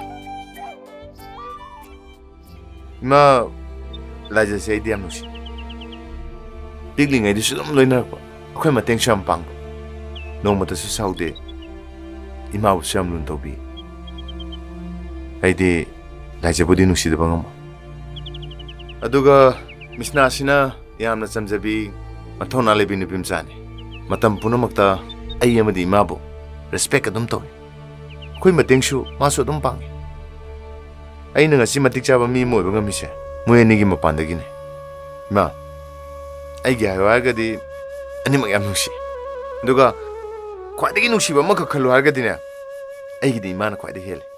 ꯑꯣ ꯑꯃꯇꯪ ꯍꯥꯏꯌꯨ ꯌꯥꯗ꯭ꯔꯕꯅꯤꯅꯅꯦ ꯑꯩꯁꯨꯅꯦ ꯑꯅꯤꯃꯛꯁꯦ ꯂꯣꯏꯅ ꯅꯨꯡꯁꯤ. ꯑꯗꯨꯅ ꯉꯁꯤꯃꯛ ꯑꯅꯤꯃꯛꯇꯣ ꯂꯣꯏ ꯂꯧꯁꯜꯂꯁꯤꯀꯣ. ꯀꯩꯅꯣ 이마ꯅ ꯉꯥꯡꯉꯤꯗꯨꯕꯣ?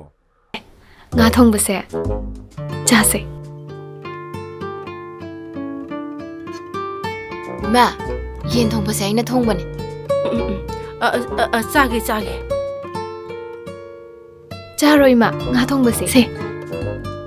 ꯑꯩꯒꯤꯁꯦ ꯍꯥꯟꯅ ꯆꯥꯎ ꯏꯃꯥ. ꯌꯥꯝ ꯍꯥꯎꯕꯅꯦ. ꯌꯦꯟꯅꯤꯅ ꯃꯔꯨꯁꯨ ꯌꯥꯎꯔꯔꯣꯏ. ꯆꯥꯊꯣꯛ. ꯑꯩ ꯂꯥꯒꯦꯁꯦ 이마. ꯏꯪꯉꯅꯤ ꯁꯥꯏꯉꯩꯗ ꯆꯥꯍꯧꯔꯣ. ꯁꯦ 이마.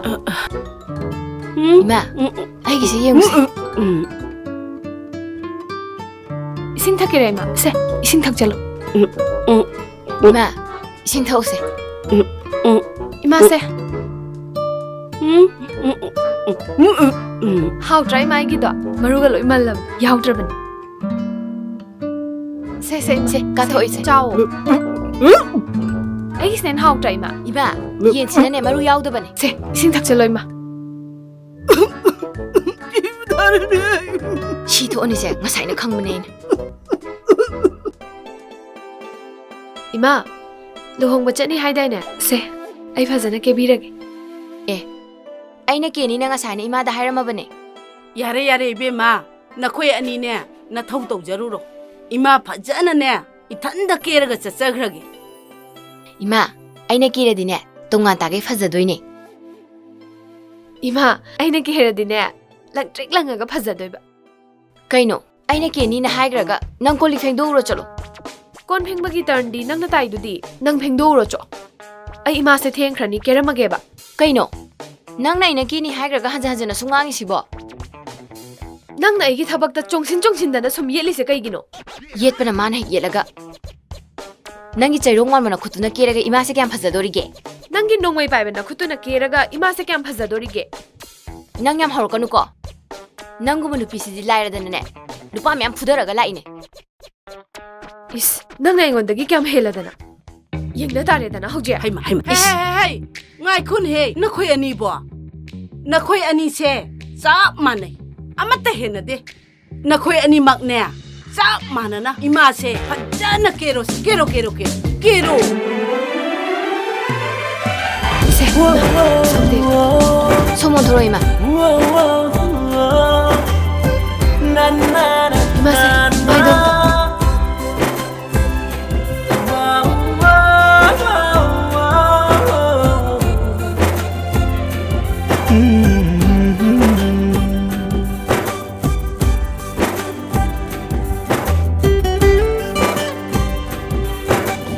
ꯑꯩꯁꯦ ꯍꯥꯞꯄ ꯂꯣꯏꯗ꯭ꯔꯤꯕꯅꯤ ꯅꯪ ꯇꯧꯔꯤꯗꯣ. ꯌꯥꯔꯦ 이모ꯛꯁꯥ. ꯁꯦ ꯐꯖꯔꯃꯅꯤꯁꯦ. 이모 ꯑꯅꯤ ꯆꯪꯗꯅ ꯀꯦꯕꯕꯨ ꯐꯖꯔꯝꯗꯧ ꯃꯥꯜꯂꯦ. ꯉꯛꯂꯤꯒꯁꯤ ꯅꯨꯡꯉꯥꯏꯇꯦꯗ.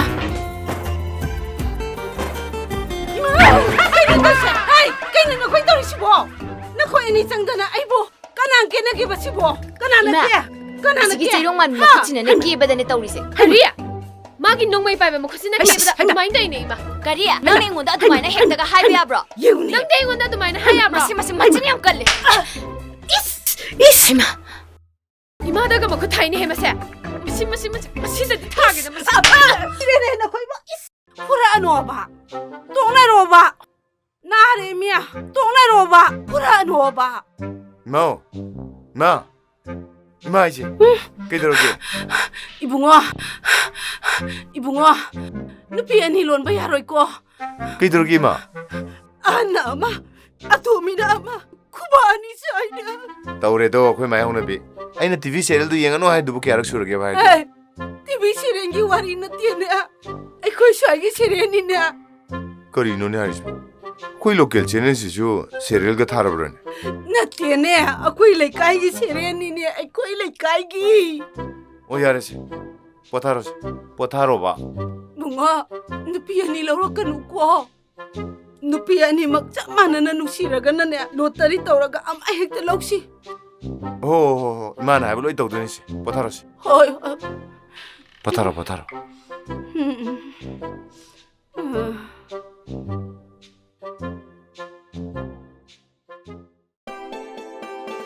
Ima.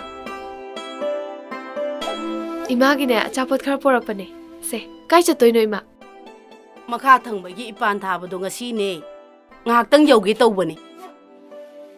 Adudi ai phajana kebige. Yare Bima yare. Haima. Bima. Chango. Kari leirage nangbo.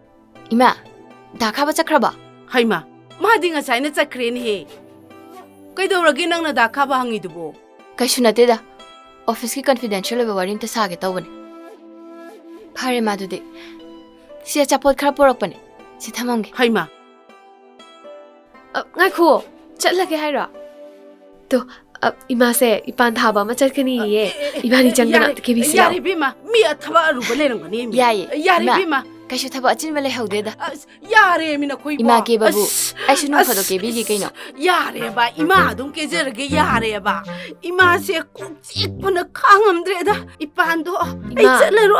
Ima chalero. Ke hek loi baga ne. Kok chik baga loi na phagra da bane. Phajana ke birage. Ima, nangasi di yam phajara da bane. Misna se ke basu yam hai bane. Ai ge ru ba thabak chalam dai da ne. Ai di mongon da tum ke hal. Ipanto e. Choi de ngasi. Se. Ngasi di choi de na. Ima, lori se yengo. Loira bo. Choi de ngasi di choi de. Haima. Yam phajara min he. Miss Nanang di on haigre da ko. Ai di thajarudre da na. Ke baloi baga kok chik baga loi pharane na. Kok chik baga loi phagre. Adudi ima chalurage ipan thaba se. Ai bu malamdre ne.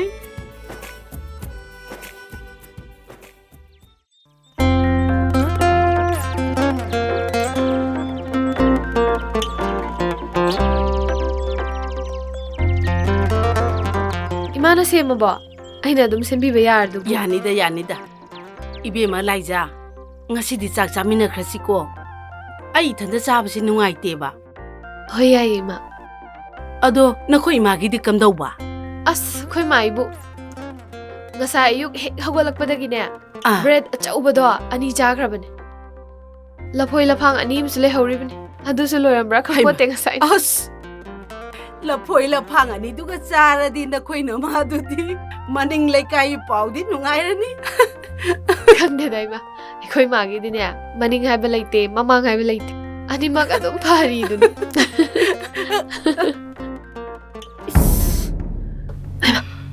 So boy ma. As aina ngasai na ai semjarage hai du ni ne. Ayengai di semuranu ko. Ai dum semage ba. Yanida. Kasu kana sokpa nate da. Adoisu nungaite. Ai lehoraga ima shodi dakha bana ngon da chairoi dro. Mahadi nangonda kaidobai chaidoi ba. Aine akhoi yum da hidak lehobane amta lawruge sumaina kana paisalaga leramu ko.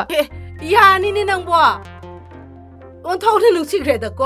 Asuk yamna nungsiba nupi mecha sibu imau oidana kanabu oiru nege ne. Masi aina pamjaba haidu to e masi hekta imau oirage da.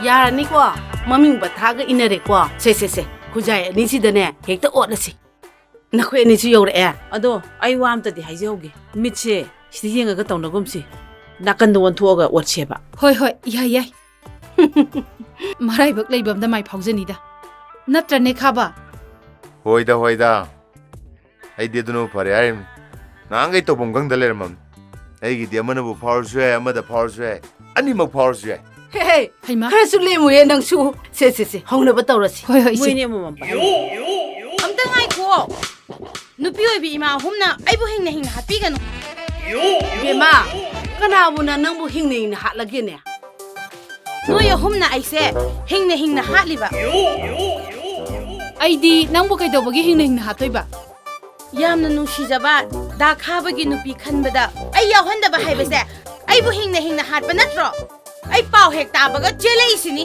Petro ai nongona nushika hai ki balai te ko nang lotri yaw sunga yaro ai sini nupani ꯅꯣꯏꯅꯅꯦ ꯉꯝꯃꯦꯅ ꯑꯗꯨꯃꯥꯏꯅ ꯇꯧꯕꯤꯒꯅꯨ ꯅꯍꯥꯟ ꯌꯨꯝꯁꯦ ꯃꯤ ꯀꯅꯥꯝꯇ ꯂꯩꯇꯕ ꯅꯨꯃꯤꯠꯇ ꯑꯩꯅ ꯍꯋꯥꯏꯖꯥꯔꯒ ꯎ ꯃꯣꯔꯣꯛꯀ ꯄꯨꯔ ꯂꯥꯛꯄꯗ ꯗꯥ ꯈꯥꯕꯅ ꯑꯩꯉꯣꯟꯗ ꯑꯥꯏ ꯂꯚ ꯌꯨ ꯍꯥꯏꯗꯨꯗꯤ ꯏꯅꯦꯅ ꯍꯋꯥꯏꯖꯥꯔ ꯀꯥꯏꯔꯗꯤ ꯊꯤꯜꯂꯛꯑꯣꯅ ꯍꯥꯏꯔꯛꯄꯅꯦꯕ ꯑꯗꯨꯒꯤ ꯊꯤꯜꯂꯛꯄ ꯉꯥꯏꯈꯣ ꯅꯍꯥꯟꯒꯤ ꯍꯋꯥꯏꯖꯥꯔꯗꯣ ꯅꯪ ꯂꯣꯜꯂꯤꯔꯣ ꯑꯩꯅ ꯂꯣꯜꯂꯤꯅꯦ ꯍꯥꯎꯍꯦ ꯄꯤꯛꯇ꯭ꯔꯣ ꯑꯗꯨꯗꯤ ꯀꯥꯎꯋꯦ ꯂꯐꯣꯏꯁꯦ ꯌꯥꯝ ꯆꯥꯎꯁꯦ ꯅꯪ ꯅꯣꯏꯕꯗꯣ ꯈꯔ ꯍꯟꯊꯅꯕ ꯁꯦ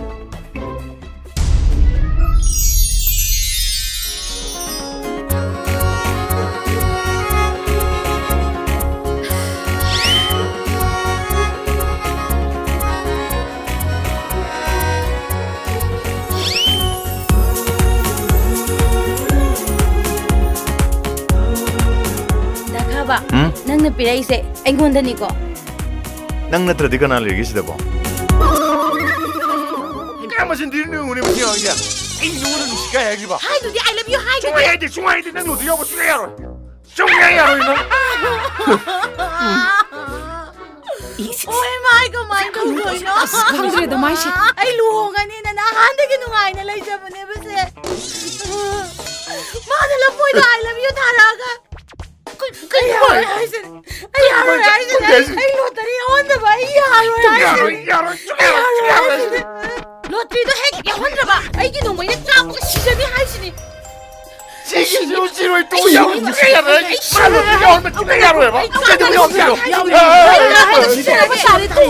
이마 와이게 와이코바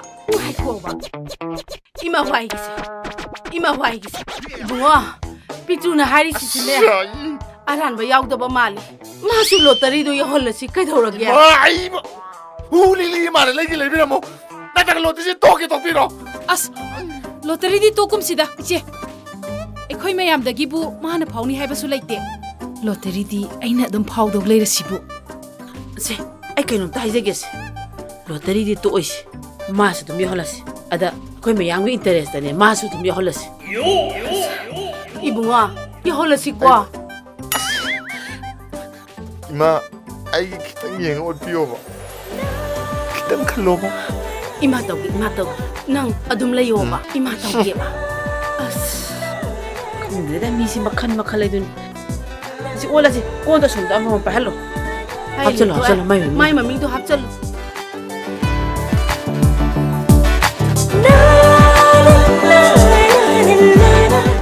세 오카요 좀 노트 비우고 아무 여행을 하콜로니 앙아오비라네 시바 호이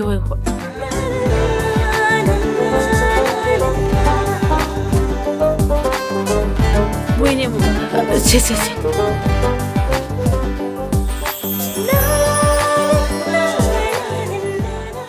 미스나 하 미스나 이마 미스나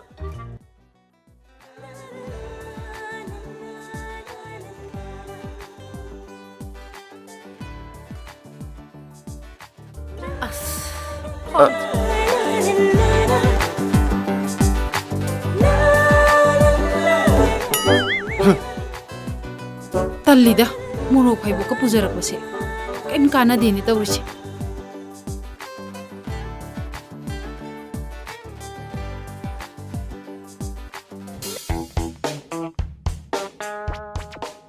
아이고 이거 통화한비우고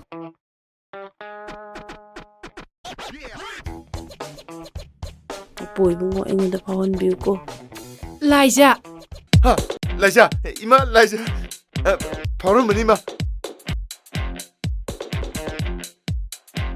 보이bungo ꯑꯩꯉꯣꯟꯗ ꯐꯥꯎꯍꯟꯕꯤꯌꯨꯀꯣ 아이고 이거 통화한비우고 파울에 가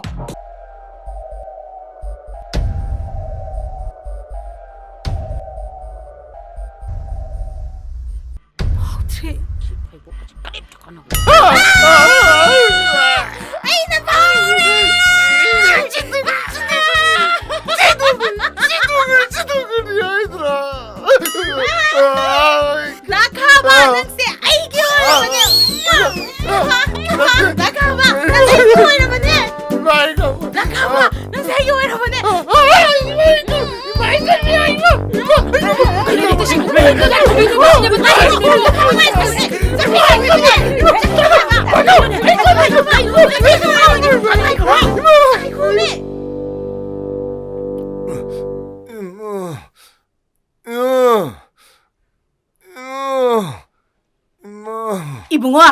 Ibungo, isa kaidaurage, nami pango. Se, kaidaurage ba? Se, irin na pamo. Kaidaurage miya. Ima ni dum lawjage. Lotri kam to biorno.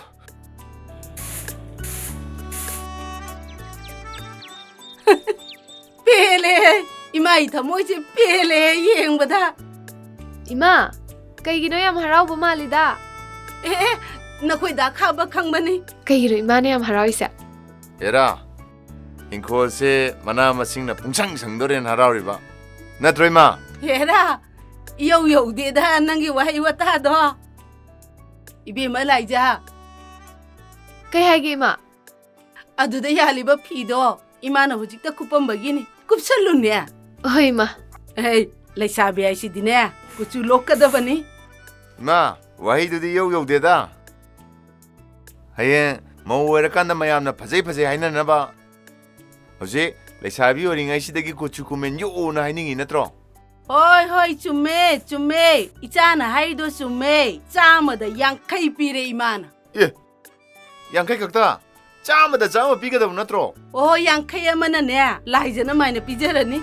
Tamna su. Ure nung dawaran bawa sudana na ba. Ingondo yampi. Chaka chara chakada bani ko. Hoi ma. Ay chao da lusalugi. Laija, nang warani da. Urumda le chocho. Hojik matam gi nungsa se yak khapone.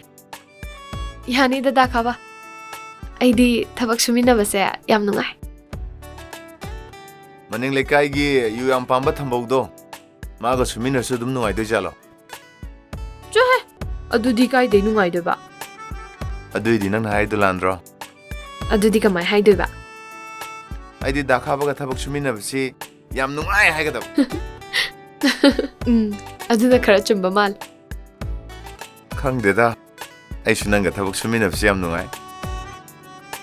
Nungsa si cha sa di. Thabal mangan daw na ing law. Ma, kaidore? Hai, kaisu taude. Aikoi gi hodong la ba se. Ngasidi yang ngausan na ye. Aduna gilas ama indhari ba. Thabak makha cha thau ko. Thabak lepa ya de.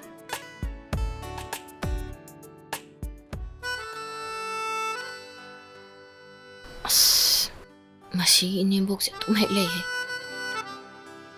Changgradin ungaina lawe yardam.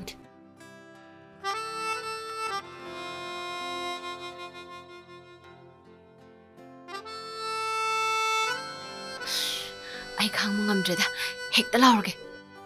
I love you. Amuk khonge. Kaino ji khongi do bada khaba. I love you. Tu. Asi u check se. Ai nei khol da bu thabai su bora ba. Ek ta khonga daun. Kai da bai rino. Picture people boni da. Masak de chung e uroi. Makhola mic ten honi. Asumaina amung tang khongbro da khaba. Adum marak ta khongkan. Kitang hai da. Asibu maron thokpa ujek oi jala. Mai khokhong sidi I love you hai ba ungsu mandro. Ado I love you haiba malise nusidro. Maside ai bung to khongjan gene. I love you.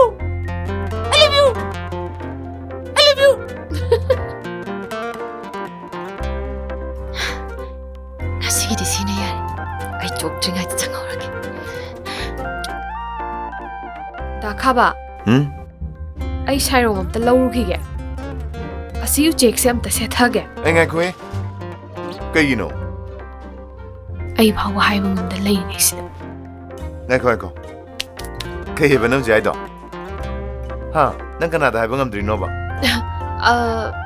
Kaishu hai bana te da. Ai si thamu khige. Isin ki da thau khige da khaba. Kai ko ne.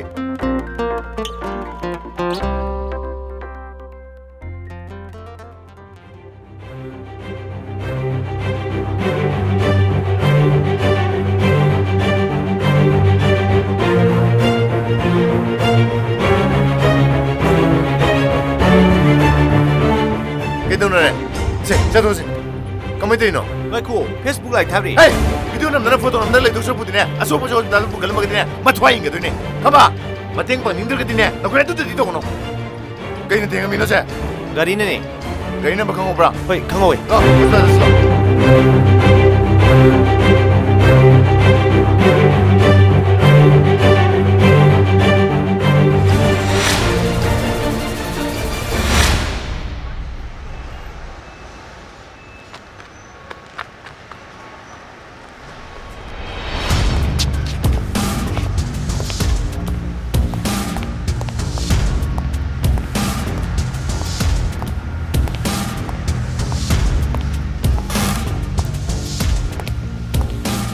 अरे थमो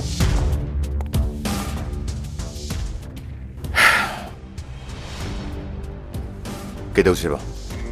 नहान फाखिबा ममन यामलो पोचै सिंग ꯑꯩꯒꯤꯅꯤ ꯑꯗꯣ ꯀꯩꯗꯧꯁꯦ ꯍꯥꯏꯕꯅꯣ? ꯑꯗꯨ ꯀꯩꯗꯧꯁꯦ ꯍꯥꯏꯕꯨ ꯑꯩ ꯀꯅꯥꯅꯣ ꯍꯥꯏꯕꯁꯤ ꯁꯣꯝ ꯃꯁꯛ ꯈꯪꯉꯕ꯭ꯔꯥ? ꯄꯣꯠꯆꯩꯁꯤꯡꯗꯣ ꯊꯥꯗꯣꯔꯛꯑꯣ. ꯊꯥꯗꯣꯛꯀꯗꯕ ꯂꯩꯔꯒꯗꯤ ꯑꯗꯨ ꯋꯥꯅ ꯑꯩꯈꯣꯏꯅ ꯐꯥꯔꯨꯔꯤꯗꯣ ꯀꯩ ꯀꯥꯟꯅꯔꯤꯕ? ꯑꯣ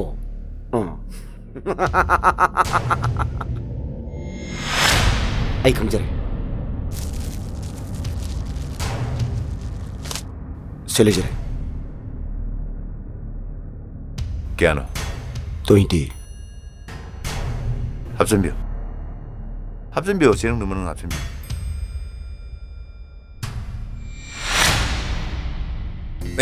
Sir. ꯗꯣꯛꯇꯔ ꯎꯅꯖꯒꯦ ꯂꯥꯛꯆꯔꯝꯃꯤꯅꯦ ꯑꯩꯁꯦ. ꯀꯔꯤ ꯂꯩꯔꯒꯦ? ꯉꯔꯥꯡ ꯄꯨꯈꯠꯂꯝꯕ ꯑꯉꯥꯡꯗꯣ. ꯃꯥꯏ ꯀꯟꯗꯤꯁꯟꯗꯣ. ꯑꯉꯥꯡꯗꯣ? ꯍꯣꯏ. ꯃꯥꯒꯤꯗꯨ ꯁꯔꯨ ꯑꯅꯤ ꯇꯦꯛꯑꯦꯅꯦ. ꯑꯣ. ꯑꯣꯄꯔꯦꯁꯟ ꯇꯧꯗ꯭ꯔꯒꯗꯤ ꯐꯕ ꯉꯝꯃꯔꯣꯏꯕ. ꯑꯗꯨꯅ ꯁꯦꯜ ꯈꯔ ꯆꯪꯕ ꯇꯥꯔꯦ.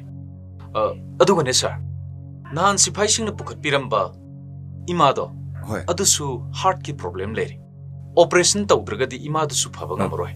ꯗꯣꯛꯇꯔ. ꯃꯗꯨꯃꯗꯤ ꯁꯦꯜꯁꯨ ꯈꯔ ꯌꯥꯝ ꯆꯪꯒꯅꯤ. ꯀꯃꯥꯏꯅ ꯇꯧꯁꯤꯒꯦ ꯁꯔ? ꯗꯣꯛꯇꯔ, ꯁꯦꯜꯒꯤ ꯋꯥꯐꯝꯗꯤ ꯀꯔꯤꯝꯇ ꯆꯤꯡꯅꯕꯤꯔꯨꯅꯨ. ꯁꯔ. ꯆꯪꯒꯗꯕ ꯁꯦꯟꯐꯝ ꯈꯨꯗꯤꯡꯃꯛ ꯑꯩꯅ ꯂꯣꯏ ꯄꯨꯊꯣꯛꯆꯒꯅꯤ.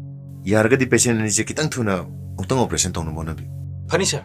ꯑꯗꯨ ꯁꯔ, ꯄꯦꯁꯦꯟ ꯑꯅꯤꯁꯤꯒ ꯁꯥꯔꯒ ꯀꯔꯤ ꯃꯔꯤ? ꯗꯣꯛꯇꯔ, ꯃꯔꯤꯁꯦ ꯀꯩꯁꯨ ꯊꯣꯛꯅꯕꯖꯥꯠ ꯅꯠꯇꯦꯗ. ꯁꯨꯝ ꯃꯇꯦꯡ ꯄꯥꯡꯉꯤꯕ ꯍꯥꯏꯗꯨꯅꯤ. ꯁꯥꯔꯅ ꯄꯥꯡꯕꯤꯔꯤꯕ ꯃꯇꯦꯡꯁꯤ ꯑꯣꯟꯊꯣꯛꯅ ꯌꯥꯝꯈ꯭ꯔꯦꯅꯤ. ꯉꯝꯅꯤꯡꯉꯩꯗꯤ ꯄꯥꯡꯈꯤꯗ꯭ꯔꯤ ꯗꯣꯛꯇꯔ. ꯄꯥꯡꯖꯧꯒꯦ. ꯁꯔ. ꯑꯣꯀꯦ.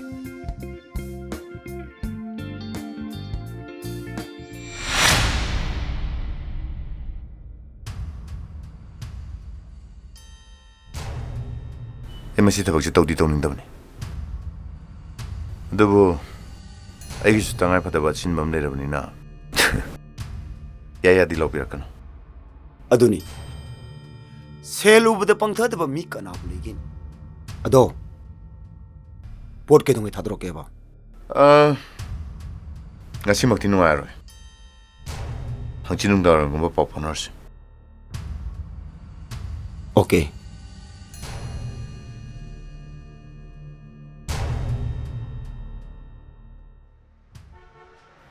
ꯅꯪꯕꯨ ꯒꯥꯏ ꯂꯩꯒꯦꯅꯦ? ꯑꯩꯁꯨ ꯍꯣꯁꯄꯤꯇꯥꯜ ꯂꯥꯛꯑꯝꯕꯅꯦ. ꯑꯅꯥꯕ ꯈꯔꯒꯤ ꯁꯦꯜ ꯃꯇꯦꯡ ꯈꯔ ꯄꯥꯡꯉꯝꯒꯦꯅ. ꯅꯪ ꯅꯍꯥꯟ ꯀꯔꯤ ꯍꯥꯏꯔꯝꯒꯦ? ꯑꯩ ꯅꯪ ꯎꯔꯦ. ꯁꯣꯝ ꯊꯣꯔꯛꯑꯣ.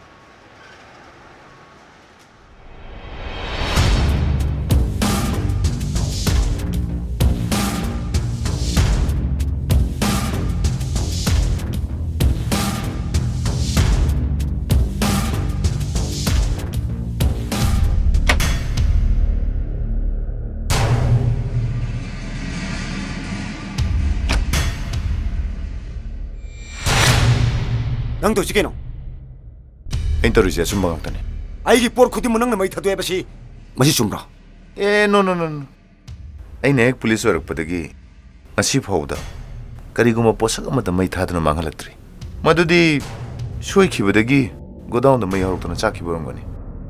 ꯅꯪꯒꯤ ꯁꯥꯖꯤꯟꯅꯕ ꯀꯣꯛꯇꯨ ꯃꯗꯨ ꯑꯣꯏꯅ ꯈꯪꯉꯝꯃꯣꯏꯅ ꯈꯟꯕ꯭ꯔꯥ?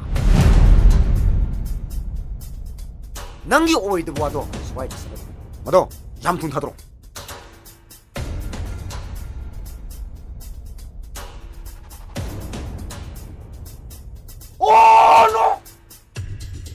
ꯑꯩꯒꯤ ꯑꯗꯨꯝ ꯌꯥꯝꯈ꯭ꯔꯕ ꯂꯨꯄꯥ ꯀ꯭ꯔꯣꯔꯒꯤ ꯗ꯭ꯔꯒꯁꯤꯡꯗꯣ ꯅꯪꯒꯤ ꯈꯨꯖꯤꯟ ꯊꯧꯔꯥꯡꯗꯒꯤ ꯃꯩ ꯊꯥꯗꯣꯛꯄꯅꯦ ꯍꯥꯏꯕꯁꯦ ꯑꯩ ꯂꯣꯏꯅ ꯈꯪꯉꯦ. ꯍꯣꯏ, ꯑꯩꯒꯤ ꯌꯥꯝꯈ꯭ꯔꯕ ꯄꯣꯠꯆꯩꯁꯤꯡꯗꯣ, ꯑꯩꯒꯤ ꯗ꯭ꯔꯒꯁꯤꯡꯗꯣ ꯅꯪꯉꯣꯟꯗ ꯊꯥꯗꯣꯛꯑꯣ ꯍꯥꯏꯗ꯭ꯔꯥ? ꯑꯩꯅ ꯅꯪꯉꯣꯟꯗ ꯄꯤꯈꯤꯕ ꯂꯨꯄꯥ ₹10,000,000 ꯉꯁꯤꯃꯛ ꯅꯪꯅ ꯑꯩꯒꯤ ꯈꯨꯠꯇ ꯁꯤꯟꯅꯒꯗꯕ. ꯑꯩꯅ ꯁꯥꯔꯗꯒꯤ ꯂꯨꯄꯥ ₹10,000,000 ꯂꯧꯋꯦ ꯁꯤꯗꯤ ꯀꯅꯥꯅ ꯍꯥꯏꯔꯤꯕ? ꯑꯩ ꯁꯥꯔꯗꯒꯤ ꯂꯨꯄꯥ ₹10,000,000 ꯂꯧꯈꯤꯕꯁꯨ ꯂꯩꯇꯦ. ꯒꯥꯔꯤ ꯃꯔꯝꯒꯤꯕꯨ ꯂꯧꯒꯗꯣꯏꯅꯤ. ꯀꯔꯤ ꯌꯨꯝꯐꯝ ꯌꯥꯎꯗꯕ ꯑꯣꯏꯗ ꯄꯥꯗꯕ ꯈꯔ ꯁꯤꯖꯤꯟꯅꯔꯒ ꯑꯩꯕꯨ ꯀꯔꯞꯇꯦꯠ ꯑꯣꯏꯕ ꯑꯣꯐꯤꯁꯥꯔꯅꯦ ꯁꯤ ꯃꯤꯃꯥꯡꯗ ꯎꯠꯅꯕ ꯍꯣꯠꯅꯕꯤꯔꯤꯕꯗꯣ ꯃꯗꯨ ꯇꯧꯕꯤꯒꯅꯨ ꯑꯗꯨꯒ ꯁꯥꯔꯕꯨ ꯌꯥꯝ ꯊꯥꯒꯠꯆꯅꯤꯡꯕ ꯑꯃꯅ ꯁꯥꯔꯅ ꯊꯃꯣꯏꯒꯤ ꯑꯣꯏꯕ ꯑꯁꯦꯡꯕ ꯍꯥꯏꯗꯣꯛꯄꯤꯔꯛꯄ ꯂꯨꯄꯥ ꯀꯔꯣꯔꯒꯤ ꯑꯩꯒꯤ ꯗ꯭ꯔꯒꯁꯤꯡꯅ ꯍꯥꯏꯕꯤꯔꯤꯕꯗꯣ ꯃꯗꯨꯒꯤꯗꯃꯛꯇꯗꯤ ꯍꯥꯏꯅꯤꯡꯉꯥꯏ ꯂꯩꯇꯅ ꯊꯥꯒꯠꯆꯔꯤ ꯊꯦꯡꯛ ꯌꯨ ꯃꯈꯥ ꯇꯥꯕ ꯋꯥꯔꯤꯗꯤ ꯑꯩꯒ ꯁꯥꯒꯗꯧ ꯅꯠꯇꯦ ꯁꯥꯔ ꯃꯦꯗꯤꯌꯥ ꯄꯥꯔꯁꯟꯁꯤꯡꯒ ꯁꯥꯒꯗꯧ ꯃꯦꯗꯤꯌꯥꯁ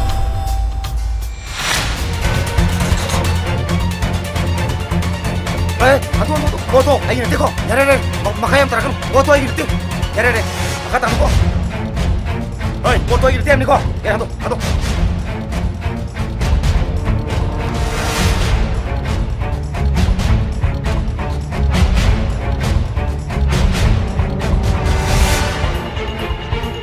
Sir, hꯧꯖꯤꯛꯀꯤ ꯅꯨꯄꯤ ꯃꯆꯥ ꯀꯦꯃꯦꯔꯥꯒ ꯅꯝꯗꯅ ꯈꯣꯠꯇꯅ ꯇꯧꯔꯤꯕ ꯅꯨꯄꯤꯁꯤꯡꯗꯣ ꯌꯥꯝ ꯎꯁꯤꯠꯇꯦ ꯃꯗꯨ ꯁꯥꯔ ꯃꯗꯨ ꯀꯝ ꯇꯧꯁꯤꯒꯦ ꯁꯥꯔ ꯃꯗꯨ ꯑꯩ ꯋꯥꯈꯜꯗꯗꯤ ꯁꯥꯔ ꯈꯦꯠꯇꯠꯄꯅ ꯐꯩꯌꯦꯅ ꯈꯜꯂꯤ ओके गरी माले हो सर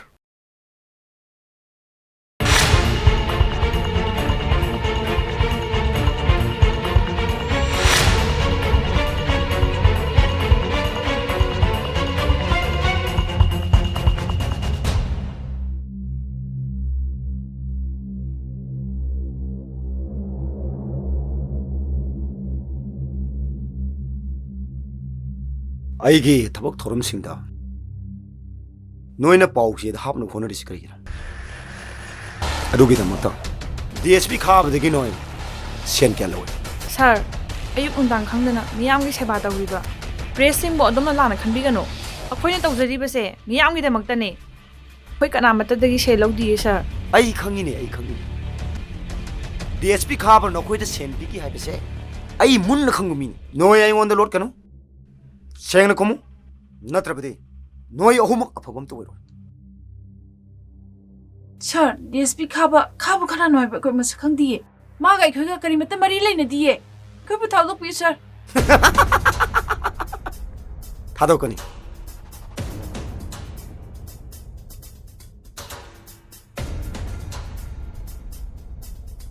सिगुम फोन मचा मसुसिंगसी उबदा थमोसी तुक तुक पुलाविने स्मार्ट फोन दि पायरगा स्मार्ट ओइदब नोइना फोंगकपा नोइना थादोकपा भिडियो सिनिने भाइरल चलछे इ करक्तनको खेतत्तनको आई जे चीफ मिनिस्टर ओइर कदो मिनिने चीफ मिनिस्टर ओइबदा नोइ केके संगे हाबसि नोइ खंब्रा आई ओना सिंगनगनो चीफ मिनिस्टर अमु ओइबदने लुपा कोर चाम चनी चंगी जे खंगेद्रा अखोई सुगुमबजी खरा याउद्रगति तौद्रगति आई कमाय चीफ मिनिस्टर ओइनी कमायना चीफ मिनिस्टर ओइदनो त हाय लान तौनरिसि आइगने DSP खाबगी मरक्तने ओजा अमता गाय बिखोबा हाय सिदी यौ यौदे माइसे बंग लावी अमा मु येंगुगे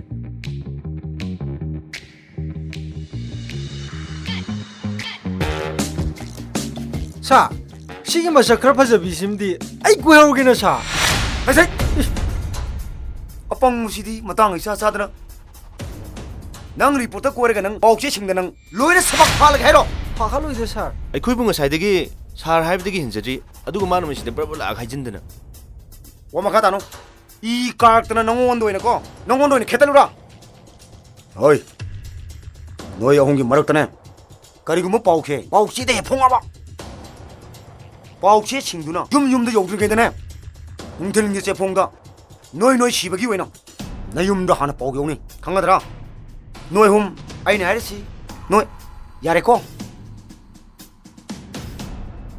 भाई नोई कना कना फोन मसाम सुयोवी सा आइगे बदी यावरिये सा हिरोदना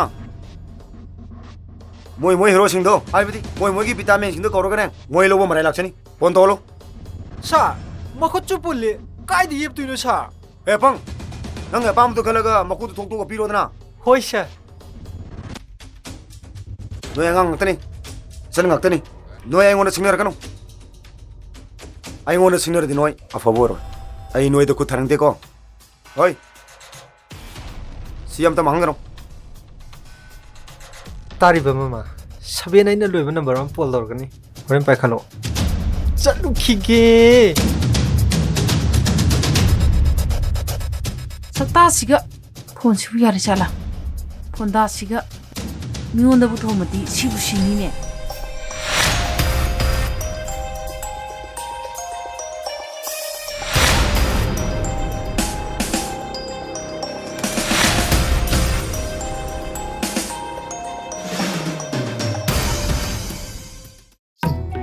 Apa nu mi si pai ta phang ba di mi. Oi hoi. Si yam phara bani. Yari kai doragi.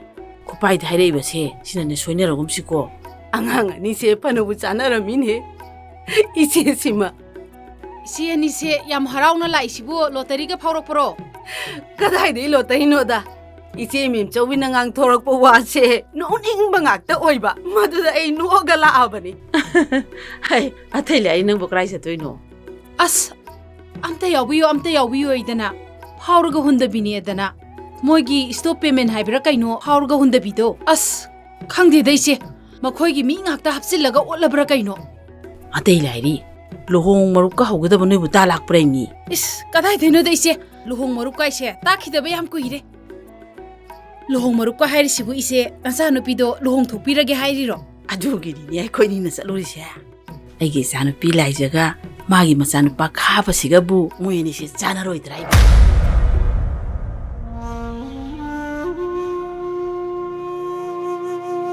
Isa ni sigi lohong da bu ro ai si da su yare khala bane mi ise khoidi sigum wa ka se ai khoi daga khajik ta phau mangjong na khanghan birak ponte ni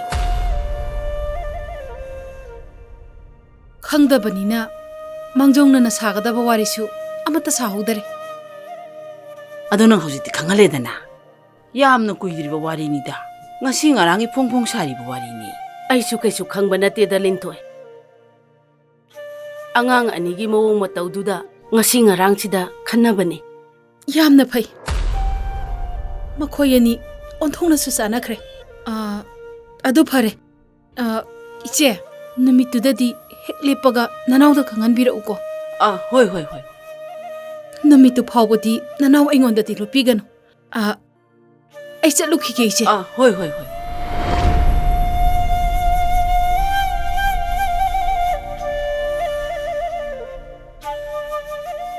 hai te lari luhong bodo ngata la aga silang yaro dam ni ko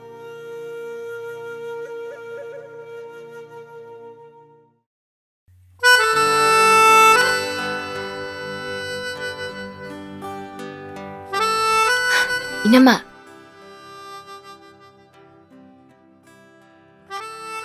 Kaidorage. Ngasidi da khabada pinaba poche amta leiraktraba. Kamai tongni toiside. Amta leikti do kaigino ba inama. Misna nang khabada posai pibase toklo. Nang khabada posai sum piribase karigino. Atuburo da khaba nungsibagi nungsibado hausikti yadre nangna khaba nungsibagi kanabado laitre ibema inama kaidorake khabado laijaga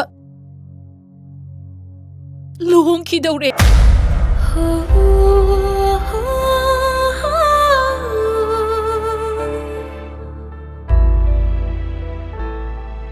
luhonggadauruba nupa amada laishabi nangna nungsibado matik chadre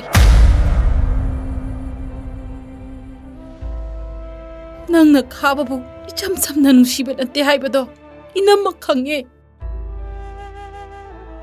adunabu aina sunangbu nangi nama sakna habagi mamada pumnamak phongdokhrabane aduna hojikti khabaga laijaga luhongnaba pumnamak sem saba loikre aduna nangsu mikup simaktadagi khabagi wakal thadu ko ibema mahabu amuhana nushiruranu ko ibema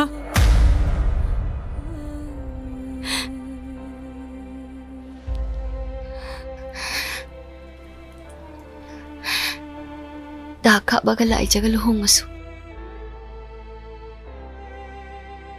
aina da khababu nuksibadi ahongba leiroi nama aina mabu nuksibase ꯃꯥꯒꯤ ꯑꯁꯦꯡꯕ ꯊꯃꯣꯏꯗꯨꯅꯤ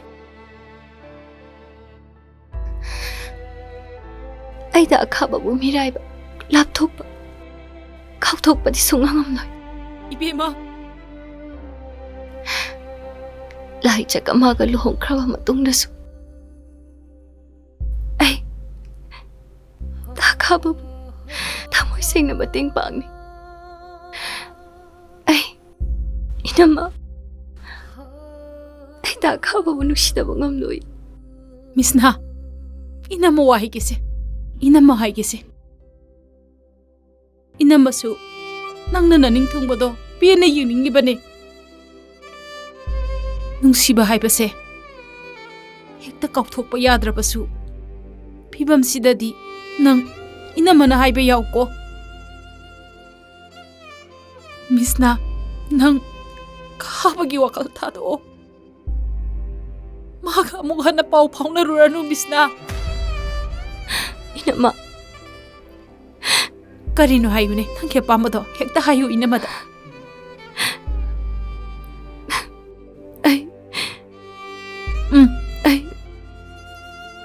하요. 아이 마부. 하요네 하요네. 이나마다 하요네. 아이 가만히 강도이노.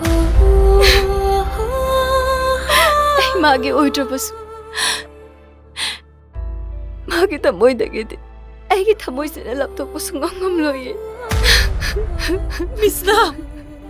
까리로 낭나 칼리시보.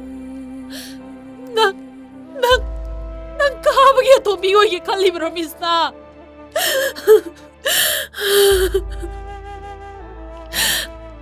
제 난기 와칼세 이나마나 쌉싸나 강해. ngasi 파오보다 낭나 닝키브 빠나 빠봤다 방드나 똑대 하이브도 이나무 강해. 제 파레세 아두부네 난 가하비 와칼디 타도 없고. 이놈아, 아예 도비 오이로예. 아두가 마코기 붙이데서 아예 예뻐 비자로예. 아두부 마가 와리 사나누 파우파우나누 마눅 시가누 하이브드디 행암로예 이놈아. 미스나